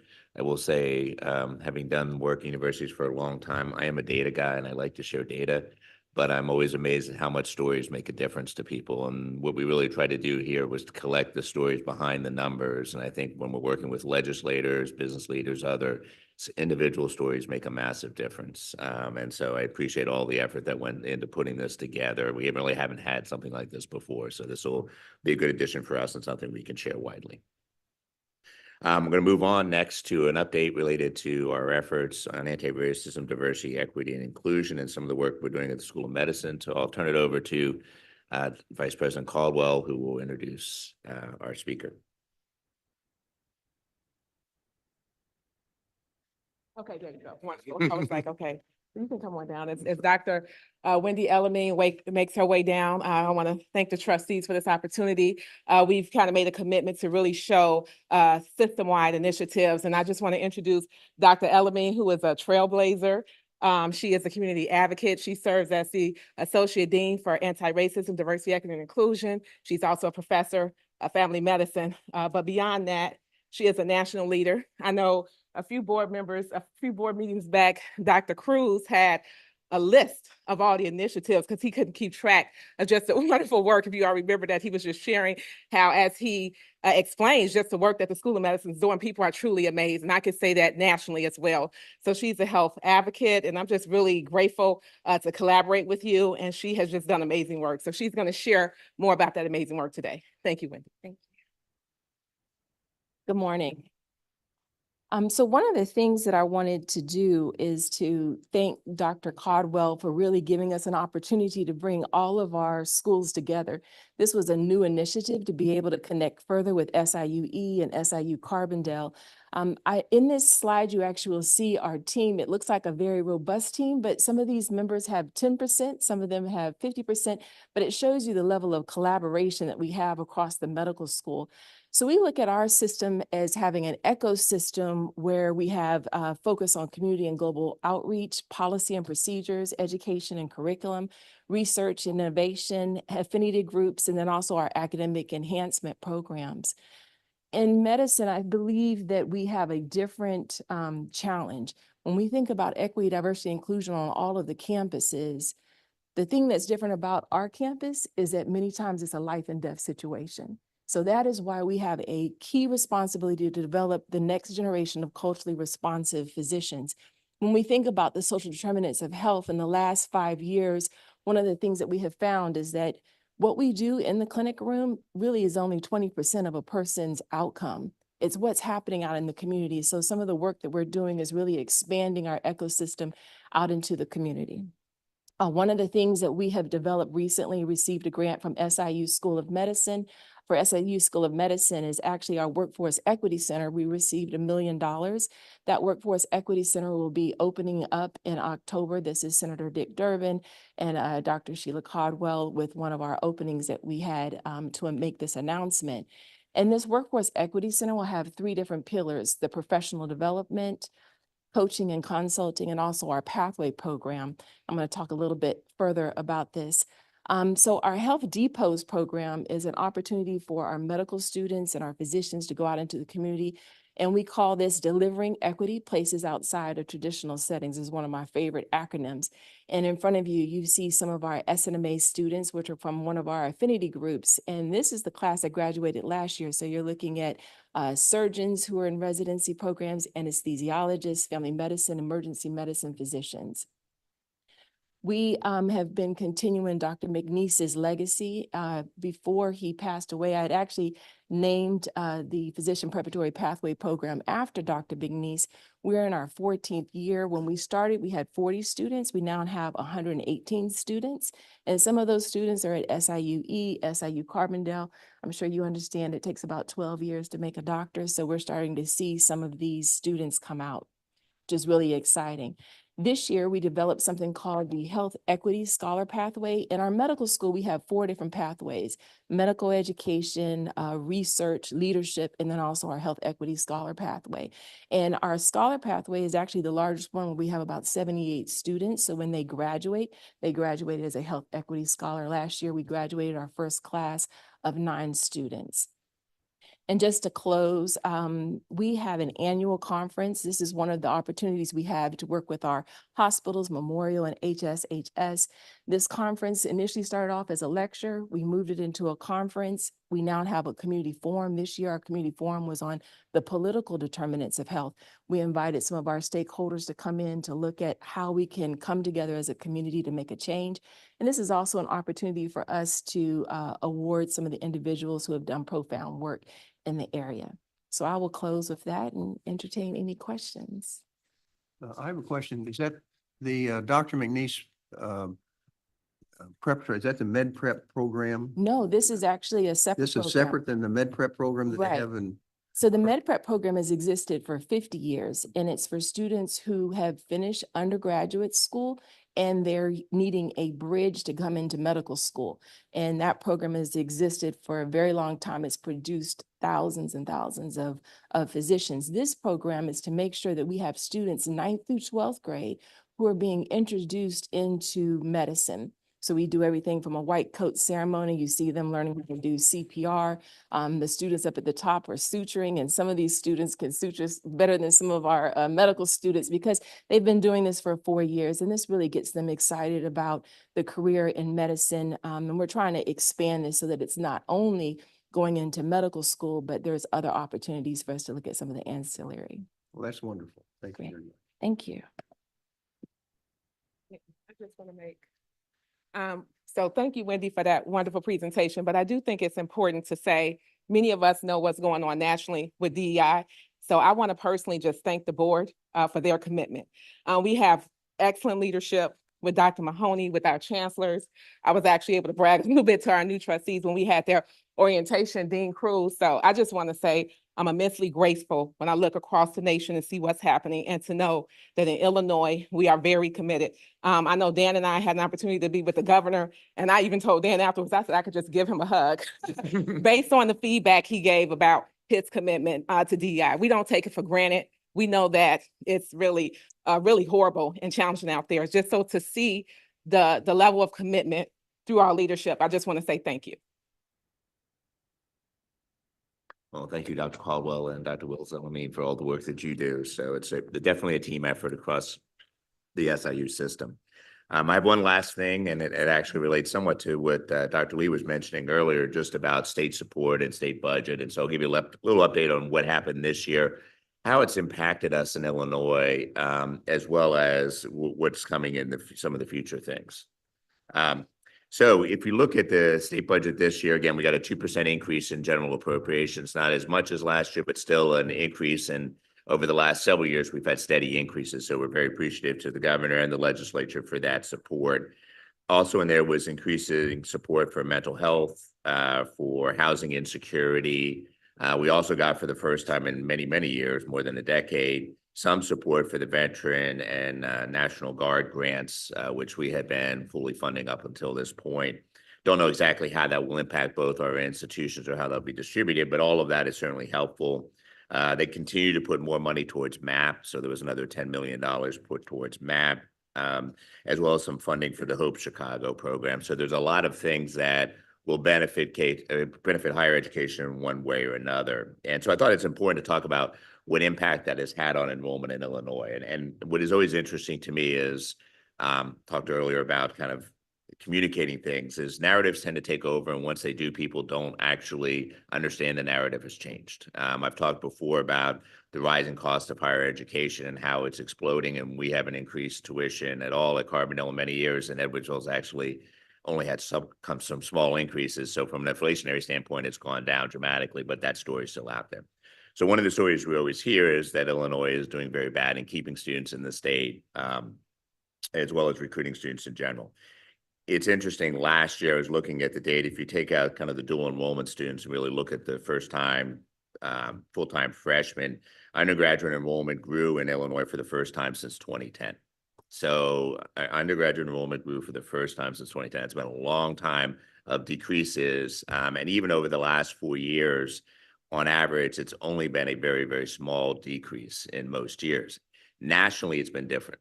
Nationally, the decreases, particularly for four-year public institutions, have been much larger. So really have been outperforming kind of the national averages. If you look at freshmen, for the third consecutive year last year in fall of 23, Illinois was up on freshmen. If you look nationally, it was about 6 or 7% decrease for public four-year institutions in freshmen. So again, going very much against the national averages. And so again, relatively stable enrollment over the last 4 years. This is in large contrast to where we were, particularly back during the budget impasse, where we were going down at a much, much more rapid rate. I think it was about 4% on average a year during those couple of years, and for freshmen, probably much larger than that. So the support we get from the state absolutely makes a difference. So this takes away nothing of all the work we've talked about of recruiting students, everything that we do. But when we have that support from the state, when people see Illinois higher education being supported, it does have an impact on enrollment. It does have an impact on our ability to keep students. So again, we're very appreciative of that ongoing support and ongoing messages really from the governor and the legislature. As we look towards the future, two things, one in the short term and one in the long term. The FAFSA has been a mess this year. So what I will report next year on enrollment across the state is very unpredictable. And that's nothing to take away from what Illinois has done in supporting higher education. The number I read just the other day was about 11.6% decrease in FAFSA completions. How much that will impact those freshman numbers nationally or within Illinois, at this point, it's too early to tell, but we certainly expect some impact of that. So we'll have to look at kind of the 24 numbers with some caveats in whatever happens. The other thing when we look, and Dr. Lee talked about future support for higher education, the funding formula that commission that I was part of, and that report has come out in March. We were frankly expecting maybe some legislation to be proposed during this session that was not, but we do expect that there will be something proposed at some point.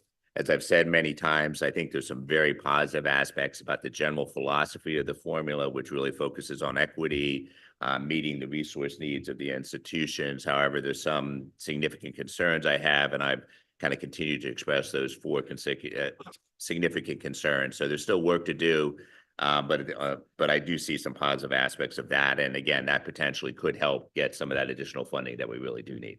So just wanted to give that brief update. I'm happy to answer any questions. I have one comment. This is an absolute outstanding report, and thank you for providing it. Again, we mention regularly, are we telling the story? Will this information that you just shared with us go out to a larger audience? We can talk about how to kind of do that effectively. Really Yeah, and the challenging thing will be how to, I think once we get the fall numbers, then we can kind of couch that whole story together. And so it's particularly if the fall numbers don't come out as positively in the state, I think putting it in context of kind of what has happened in the last few years and not that we're doing badly as a state. Like I say, if you look at it from a national perspective, Illinois has actually done better in the last 4 years than most of the country. And of course, there's been a couple of articles come out in recent days that said just the opposite, how bad things are with enrollment in Illinois. So we just need to continue telling our story. So thank you. Anything else? That's it. Okay, Chancellor Lane. Thank you, Mr. Chairman. And I'd just like to start off in thanking President Mahoney and the board for your support, not only of myself, but of all of the folks on our campus, the folks that are really working hard. I've been in some places where the support isn't always there, so it's definitely appreciated to see that in action. We're going to start our presentation off as they're pulling it up. I'd be remiss if I didn't thank our Olympic swimmer right next to me here. You see that? I'm speaking that into existence. Hannah, our Olympic swimmer, soon to be Olympic swimmer. I want to welcome her and appreciate all the work that she's going to do, and look forward to still seeing her in the dog pound with our swimmers as they heckle the free throw shooters. So I know she's going to be there with the swim team doing that. I also want to congratulate Dr. Lee. I think, Dr. Lee, you're running is this your third term? I think you're the only person that's been able, that's a hard thing to do as a faculty senate chair to 3 times. That's a pretty big deal. So congratulations to you, Dr. Lee, and the work you're doing. When I arrived 4 years ago, Dr. Lee and I pulled me aside and put me in the car and drove me all around and gave me a lot of insight about what was happening at SIU Carbondale and continues to do that. And I appreciate his counsel and what he does for me. Next slide. Commencement, it's always bittersweet. Had over 1,800 Salukis in that audience. And it's so refreshing to see many of those students. They've got ties to the university, a mom, a dad, a grandma, a grandpa. Someone in that audience was a Saluki or was been a Saluki, and now they've got their kiddos there. So always refreshing to see. Believe it or not, when we're on that stage, I don't know where we came up with this, Dr. Mahoney, but we started to take bets about how long our commencement ceremonies would go. And it's not that we're bored or anything, we're really working, right? But I think this year, the award goes to President Mahoney, we're 1 minute off. I mean, that's pretty incredible when you think about all these folks we have to get through our students, but I think you won the award for that, if I'm not mistaken, so. I have a lot of commencement experience. You know how to time that. There was no reward, and we didn't give them anything. We just said, congratulations, you got the number right. But this is refreshing as we recruit, and we start telling our folks in the region why it's so important to stay at home.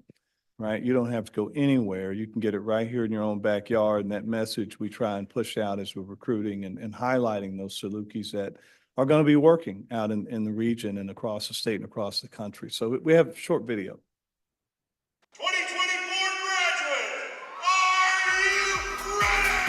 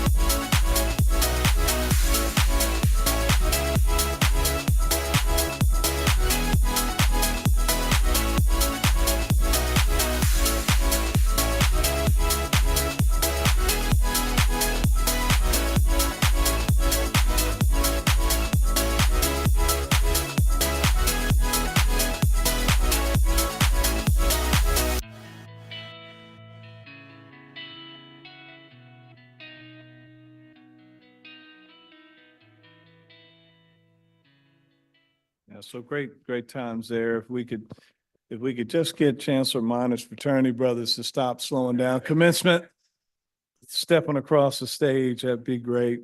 But as you can see, just happy times all the way around. This is what we're focused on right now. So it's always bittersweet. Our students leave, but that means that you got to work that much harder to bring new Salukis to campus. And so as you can see, this is 6 weeks before classes start. We're cautiously optimistic. And as you know, 6 weeks, a lot of things can happen.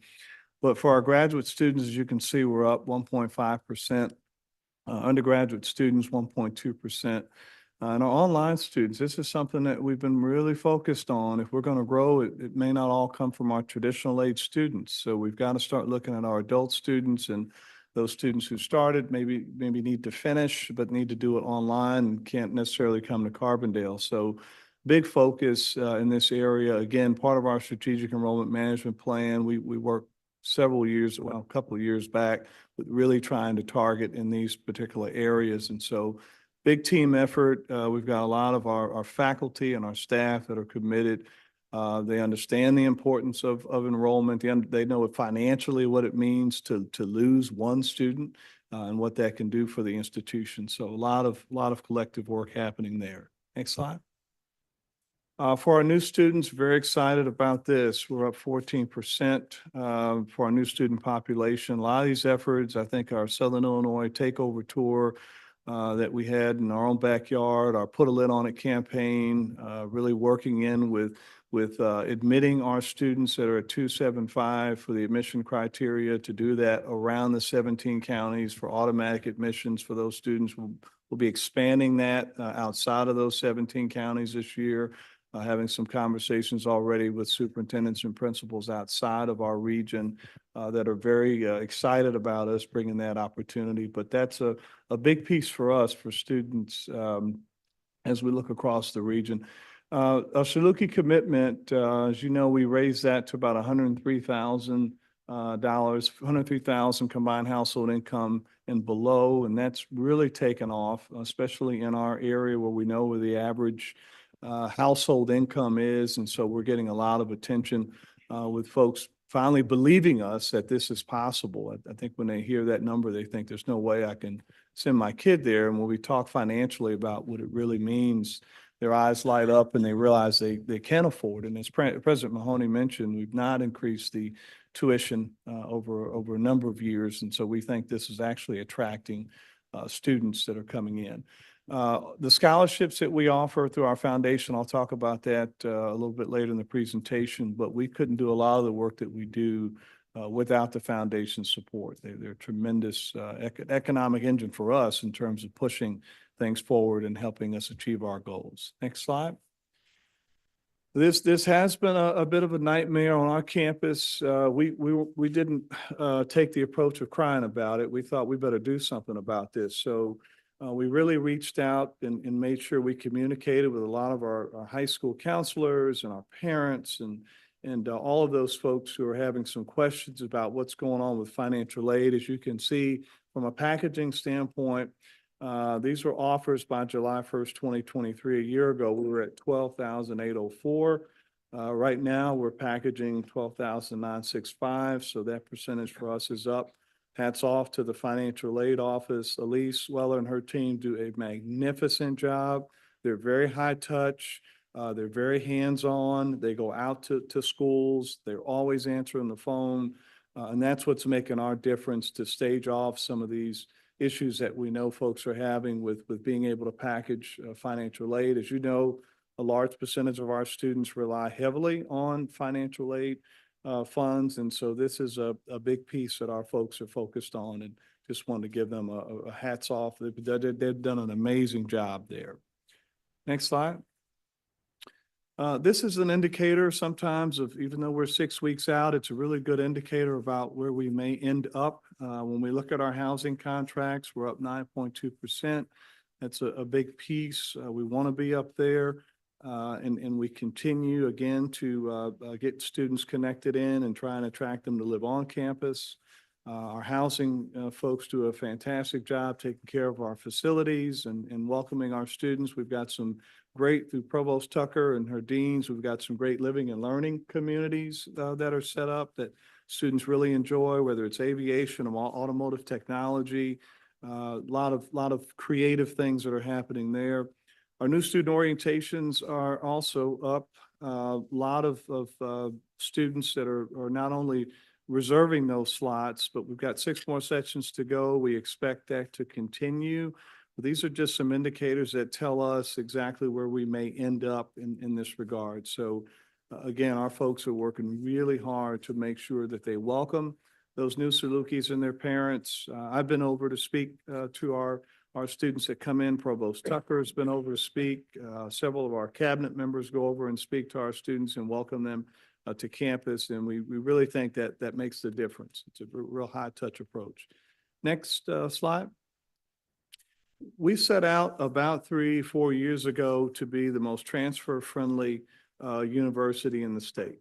And we're starting to get some acknowledgement for that, and especially when you get it from Phi Theta Kappa, which is the capstone or the creme de la creme. It's the top organization or honor society that you can have at a 2-year institution. And you want those students to know that you're very transfer friendly. Those students come in, they typically out-persist our native students. So it's very important to attract those transfer students that are coming in. They are going to finish in some cases faster than our native students. And so we've targeted our 48 community colleges in the state of Illinois. I think we've got agreements with 44 of those institutions with our Saluki Step Ahead, but we're starting to get some recognition as being a top transfer-friendly institution. And this is the 2nd year that we've been able to achieve this honor. We want to continue that going forward. We think this is, again, when we look at our population, our enrollment growth, I mentioned non-traditional students being online. I think we're also going to have to tap into those transfer students that start at the community colleges. In our region, we have great partnerships with Kaskaskia, Shawnee, Wren Lake. Logan, Southeast Illinois College. So we've got great partnerships locally and across the state and out of the state. We've jumped into Lone Star in Houston, Dallas College in the Dallas area, St. Louis Community College. So we've got some partnerships going there as well. Next slide. This is a campaign, speaking of enrollment, which most of this presentation is based on. We went back, we've got a great institutional effectiveness and research and person, David Shirley. We hired him about a year ago. He does an amazing job at looking at our data and working with myself and the provost. We're trying to go back a little bit and run a campaign that is really focused on Salukis that have stopped out. And we really believe that when we start looking at those cohorts of students that started, in 2019 and some of those other areas, when we look at that freshman cohort that came in, whether it was 1,200 or 1,400, we're trying to dig into those students that you did not see in the commencement photo and really trying to make sure that we reach out to those students and we get them to come back. We always talk about once a Saluki, always a Saluki. And so we really want to put in their mindset that it's not over, right? There's other ways that they can actually continue their education at SIU Carbondale. And some of those students, whether they've gone back to, whether it's Chicago or Cook County or out of the state, we're trying to make sure they know there are other ways that students can take classes with us online. And so we're really pushing this effort. We believe that it is going to help those 4-year, 6-year graduation rates as we go forward. And so this is a thing that I'm really excited about and finding out how many students want to actually finish up. Chancellor Lane, can I interrupt you there? And Chancellor Lane has talked to him. The director of the United States Marshal Service is an SIU graduate. And he started at SIU, but he didn't complete, he didn't finish. And he was in California, and several years ago, somebody from Carbondale reached out to him and say, hey, you're just a few credits short of graduating from SIU. So he finished and graduated.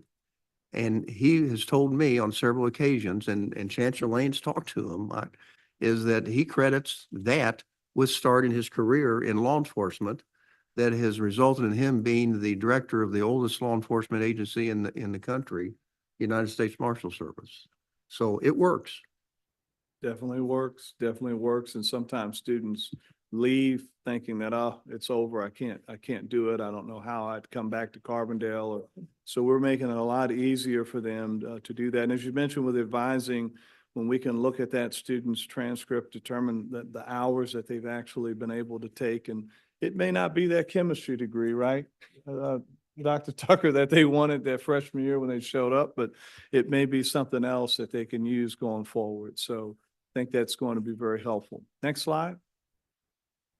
Some of the highlights, I have to tell you, and we have a video for this, but I want you to, you heard President Mahoney talk about this last night and talk about it again today. There would be no way that we could achieve some of the things that we've been able to achieve, not only this year, but the last 3 or 4 years without the support of our foundation. And I want to publicly thank Matt Kupek. Matt is I don't know when that guy sleeps. He's always awake. He's always active. He is the most positive guy I've ever met in my life. And, you know, he really wants to support, or as he says, serve as an accelerator, the foundation being an accelerator for the institution. Just this summer, speaking of acceleration, we have our Dr. Seymour Bryson Future Scholars Program.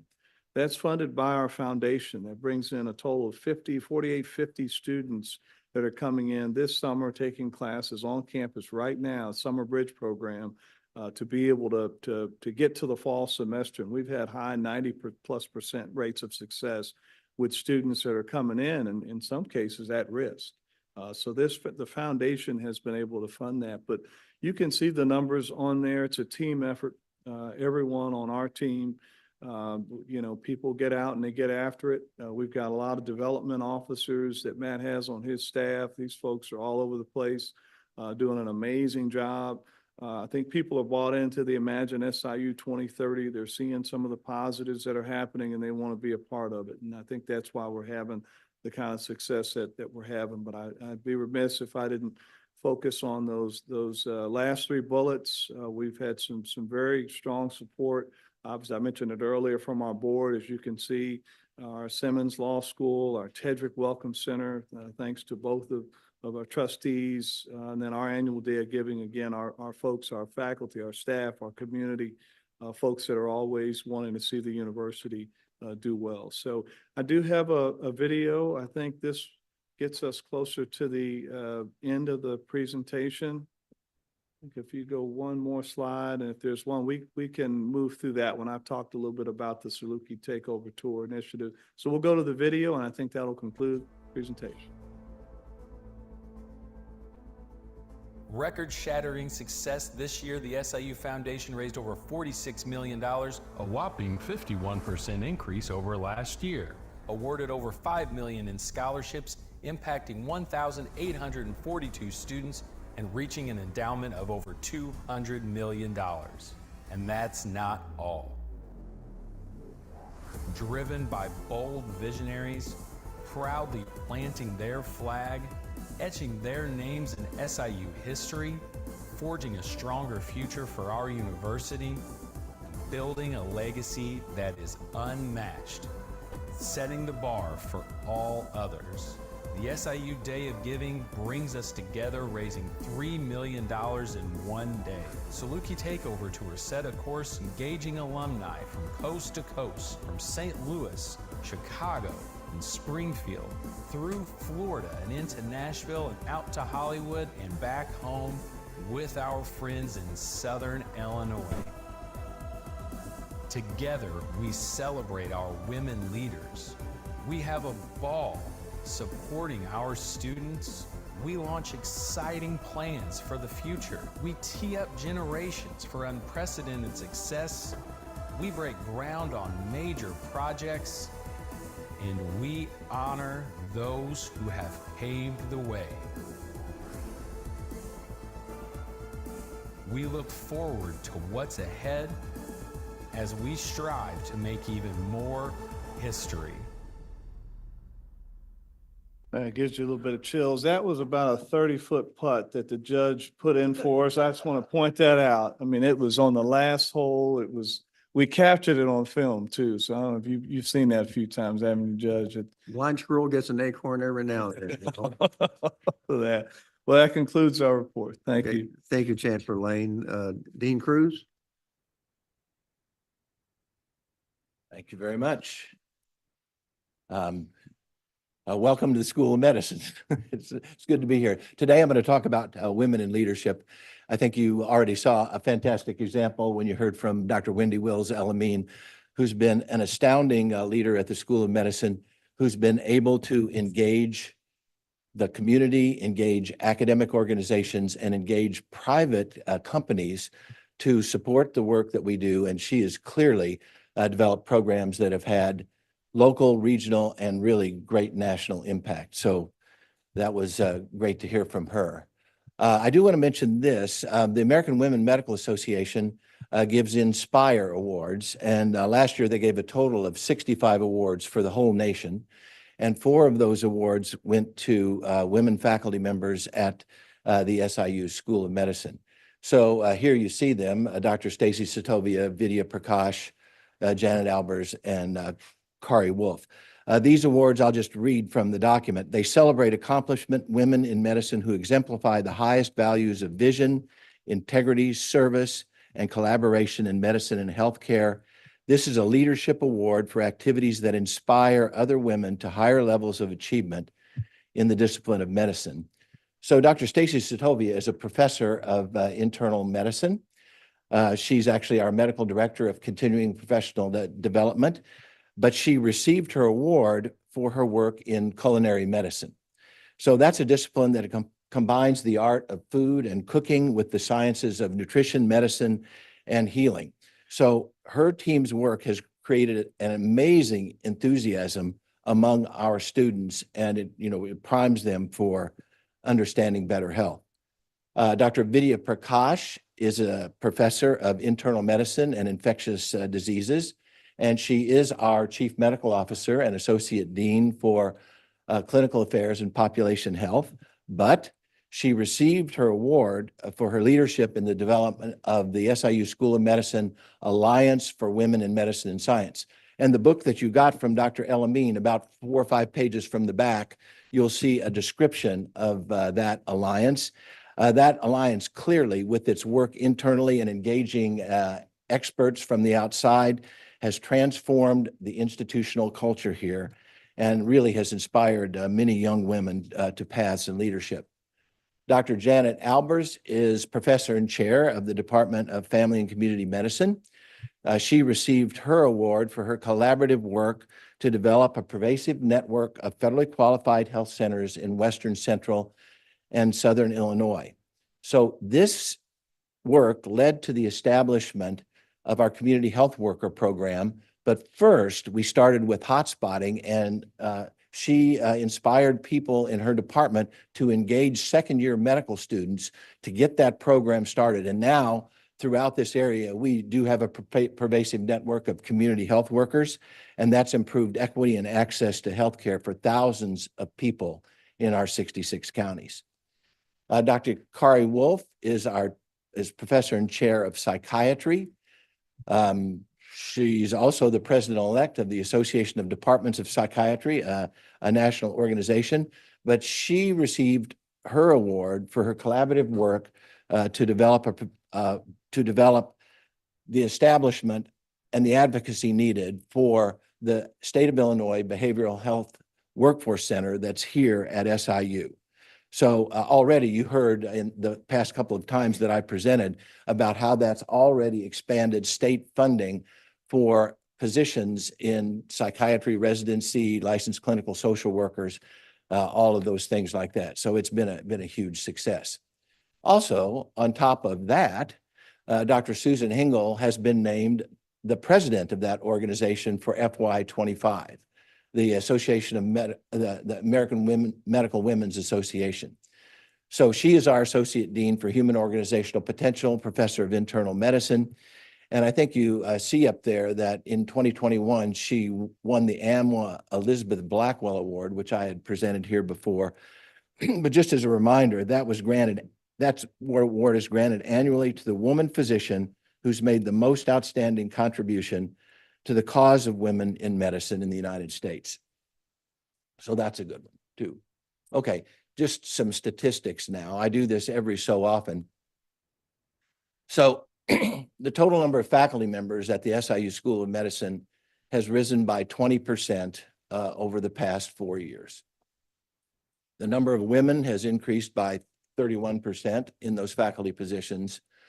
Our percentage of women among all faculty members has risen an absolute 4% from 44 to 48%. That's a relative increase of about 10%. And our percentile rank among medical schools has risen 6 percentile points to 79th percentile, meaning that we have a higher percentage of women on our faculty than 4/5 of all medical schools. Committees with a governance or a broad purpose. Now, I'm not going to go through every committee here, but you get an idea. Executive committee, faculty council, curriculum committee, promotion and tenure. You'll see that those committees are comprised of 60% women, which is higher than the 48% overall on the faculty. And the committees are with a broad governance purpose are chaired by women.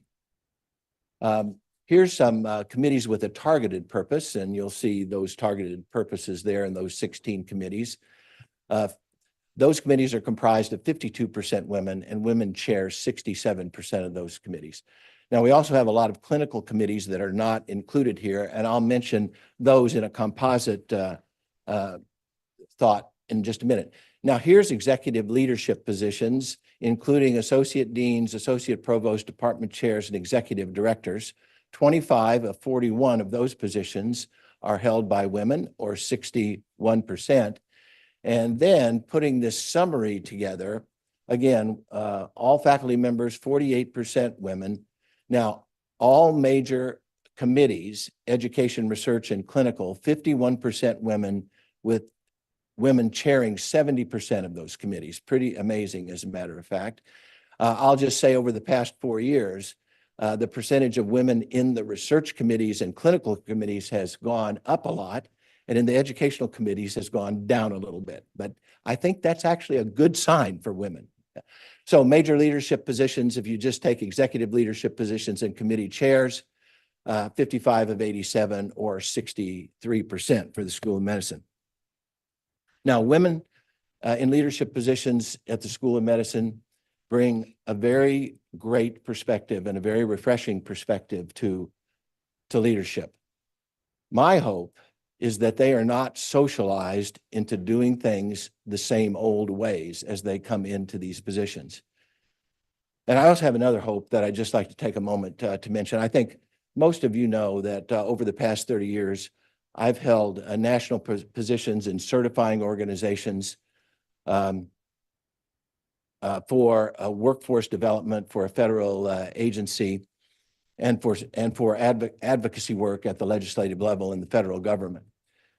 Over those past 30 years, what I've seen is that, well, I'll just start 30 years ago. The access to healthcare in the United States, measured by percentage of people who have health insurance, was the highest in the world 30 years ago, highest in the industrialized world, and it's still the highest in the industrialized world. 30 years ago, the per capita cost on a purchasing power parity level in the United States was the highest in the world. And that gap has widened over 30 years to make it an even higher number and a bigger gap from the rest of the world. 30 years ago, the United States lagged behind a lot of other industrialized countries in the bottom half in population-based healthcare outcomes, and our position has worsened. Our improvement in population-based healthcare outcomes has not kept up with the rest of the world, and in some areas, maternal mortality and care of women of childbearing age and children, it actually has gotten worse over the past 30 years. So this is my hope. My hope is that, I'll just say this also, at the federal government level, nothing has happened over those 30 years except one thing. The Affordable Care Act has insured 45 million more people who would not have insurance had that not been passed. We still have 22 million uninsured. That's a national embarrassment. That's still last, actually. But my hope is that something will happen at organizational levels when the demographics change in leadership that will spur some kind of change in those numbers, because those things have to change. And there's a lot of factors that go into it, but I think this is one thing that might have a really big impact if other institutions follow the role that the SIU School of Medicine's taken. Thank you. Thank you, Dean Cruz. Chancellor Minor. Thank you, Chair Gilbert. Presentation is there. Let me just start by also thanking the board for the public expression of support.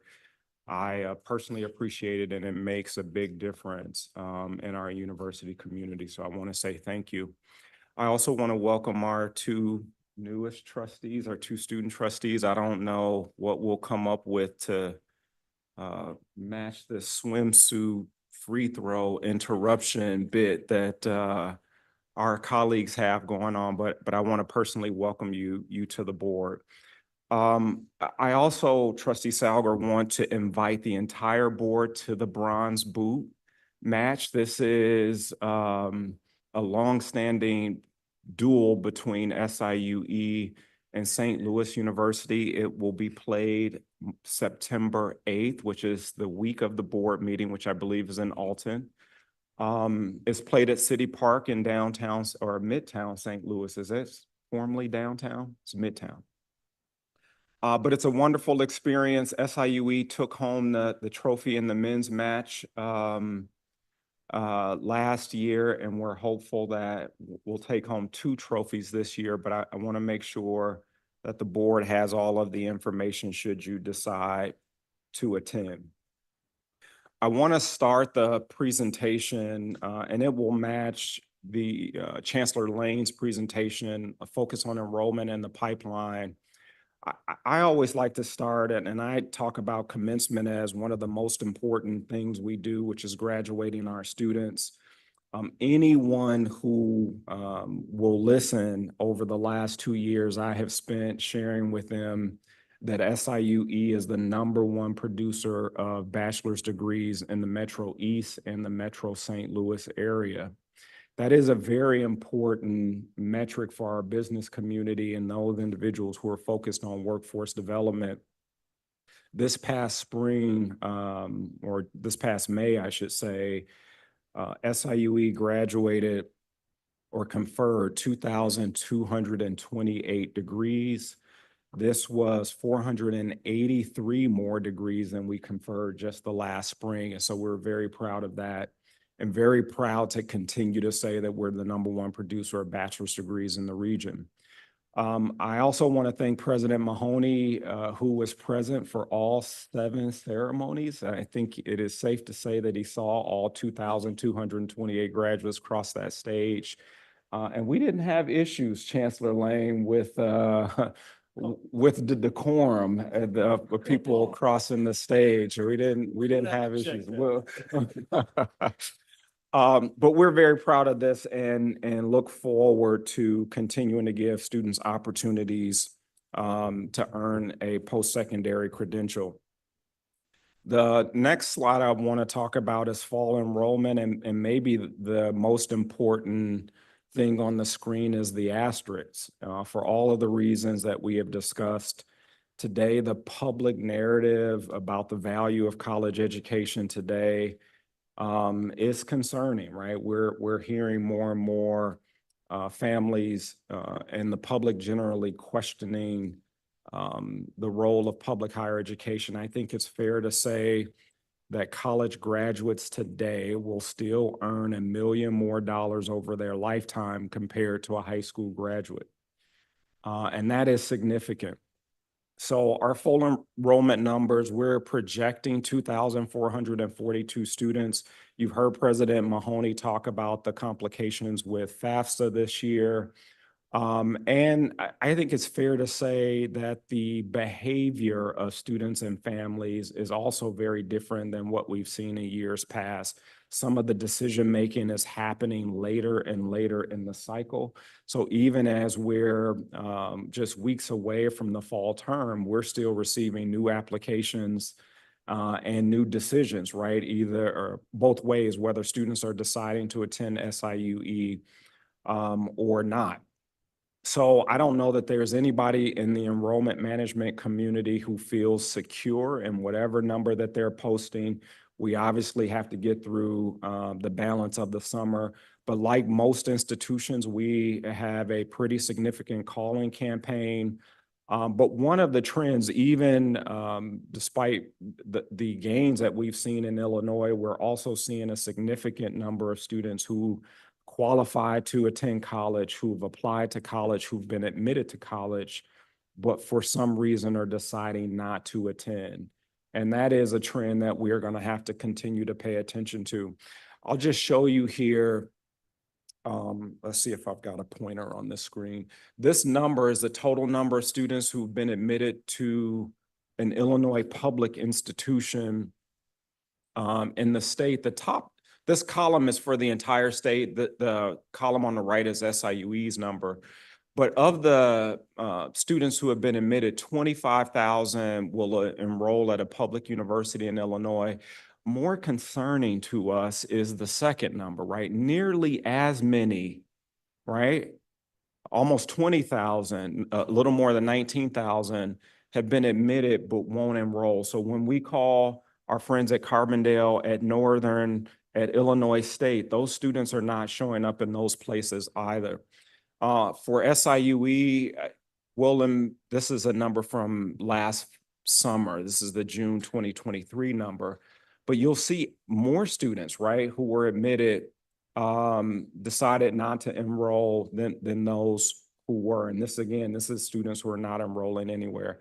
So I show this to suggest that a part of our enrollment management campaign going forward will also be to diversify the category or the populations of students, transfer students, returning students, online, alternative digital credentials, but we believe in the out cycles, we're going to be recruiting not only students who are graduating from high school in that particular year, we're also going to have to recruit students who graduated a year ago, but decided not to attend college. So we'll continue to work on this. The provost, myself, and our entire enrollment management team have been focused on working students who we've been in communication with up until a week or two before the term begins. You've heard all of the good news around the fundraising efforts for the system, both campuses. I just want to take a moment to publicly thank our foundation team, Connie Collins, Kathy Taylor, Janelle, the entire team at the foundation have done extraordinary work over the last couple of years to really advance our fundraising efforts. The numbers that you see on the screen represent the total raise for our annual Day of Dedicated Giving, which we call One Day, One SIUE, which is only in its third year. This is significant. This past year, we had a goal of raising $1.3 million in a single day. We exceeded that number by more than $1 million, which was extraordinary. So I want to thank the team publicly for their efforts. That has been significant for the university. Carbondale, maybe they call it an accelerator. We call it our margin of excellence. This allows us to do things in our university community that really advances the mission of the institution. Hi everybody, James Minor, SIUE Chancellor, and we're here at One Day, One SIUE. We just raised how much? $2,282,965. Roll Coops!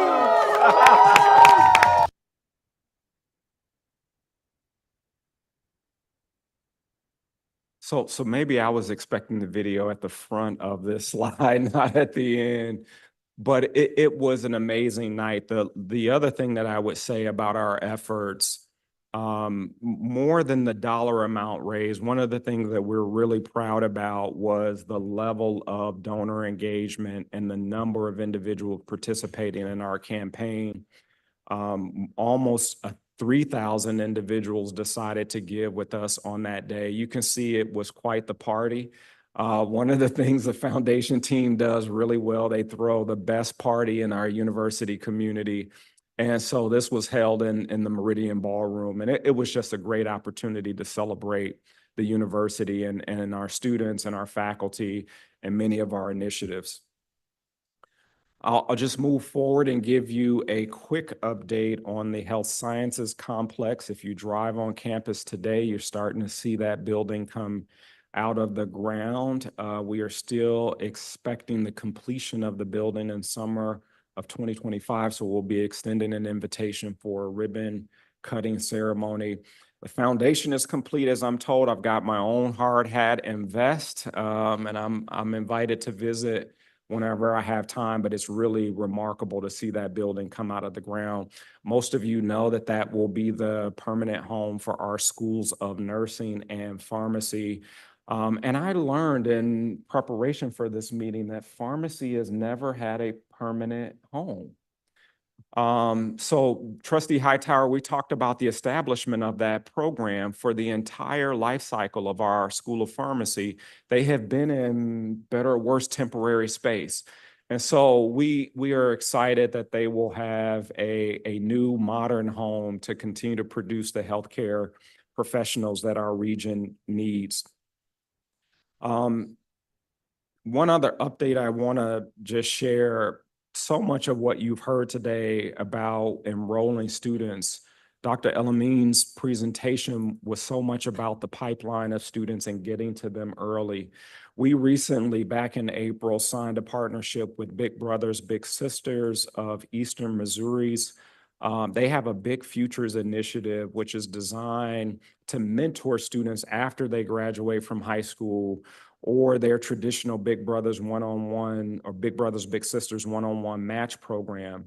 So you think about that transition between high school and college, as you have seen from the numbers on the screen, that transition is not a guarantee for a lot of students. Even for high achieving high school students, that transition from high school to college is not always easy. So what will happen here is that the students who arrive at SIUE, we will have an established scholarship for those students and dedicated mentoring for those students. It's one of many partnerships that we're preparing with hopes of strengthening the pipeline for students who are interested in a post-secondary degree. I want to publicly thank Dr. Jessica Harris, who is pictured in this photo, was really instrumental in bringing this community asset to SIUE. We expect to have other partnerships with the Girl Scouts of Eastern Missouri and others to deepen that relationship with our community partners.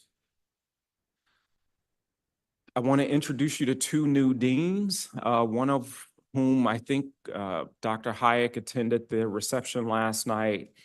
Dr. Mario Hayek is the new dean as of July 1st, the new dean of the School of Business. He comes to us from Texas A&M Commerce. Maybe it's Texas A&M Dallas at Commerce now. Doesn't matter because he's at SIUE now. But he brings substantial experience and an entrepreneurial spirit with lots of accomplishments and a notable scholar in the field and an accomplished administrator. On the right is the, Dean Marley Grasser of the Library and Information Services. She began her career at SIUE in 2012 as an instructor in the award-winning Eugene B. Rettman Collection and the Learning Center at SIUE. She served as the interim associate dean of the library at Lovejoy since 2022. And so I hope if you didn't have a chance to meet Dr. Hayek yesterday, that you'll have an opportunity to meet and welcome both of them. Second to last, I'll just mention one other important event. In just over a week, SIUE will host a solar car challenge that will cover the map that you see at the top left. 25 collegiate teams will cross the finish line on campus on Sunday. We will also host a community event to showcase not only the cars, the technology, and the teams will have food trucks and fun and a DJ, I'm told. The cars will be on display from 6 to 8 on that Sunday. One of the reasons this is important, it's interesting, I sort of underestimated the importance of our race team. So SIUE currently has 3 race teams, one of which is a solar race team. These are engineering students who design, build, and race their cars. So we've got a solar team, a formula team, and a Baja team. So these are engineering students who are essentially learning by doing. But you'll have lots of collegiate teams cross our campus on this Sunday. It'll be a great event, not only for the SIUE community, but for the larger Edwardsville community also. And finally, Chair Gilbert, I want to go back to this award. Now, my team knows that I would not be interested in having an individual award a part of my board presentation, but that's not why I'm showing this. Chancellor Lane and I received these Lifetime Achievement Awards, and both of us were kind of struggling with the idea of a Lifetime Achievement Award. We're like, are we done here or not? But we were struggling with that. We were both elated, I think, to receive the award, but here's what I want to underscore by sharing this. I want to publicly thank Chancellor Lane for his collaboration when we show up together in communities. The awards were nice, but I think the most significant thing that happened on this day was that the both of us were in a community with some friendly competition for the students. Not pictured here are students who were actually recipients of scholarships from this foundation. And if you could imagine in this room, half of the room were SIUE, from the SIUE alumni community, the other half were from SIUC, And there was, I would call it friendly competition for those students. Not only were they receiving a scholarship, but they were also announcing where they would attend college. And most importantly, what I believe the community of East St. Louis and beyond saw were both chancellors of this system interested and committed to providing access to their students. And so Chancellor Lane, I want to thank you. We'll continue to arm wrestle for the students. I got a bone to pick with him though. Can I add this? You're being nice. Okay. So, yeah, he's being nice. So there were probably 5 students there. And I think this was a setup. So each of these students were announcing where they were going to school. And I'm just waiting for SIU Carbondale to come out. Never came out. So I don't know if you paid those students. We did not. We did not. It's something illegal, I'm sure. Well, each one of them, I thought, and some kids, I remember we went and recruited at Cahokia. I'm like, I thought we had you. So congratulations. So more than half of the student recipients announced that they were coming to SIUE, to the delight of our alumni base. But it was, my point is that it was, I think, the strongest possible demonstration, Trustee Hightower, to those communities that we were interested in them and committed to providing an opportunity to them. So with that, I will thank you publicly, and Chair Gilbert, that concludes my report. Thank you, Chancellor Minor, and I hope there's a lot more life in both of you. I hope it's not the end of your lifetime. Okay, President Mahoney, you wanted to.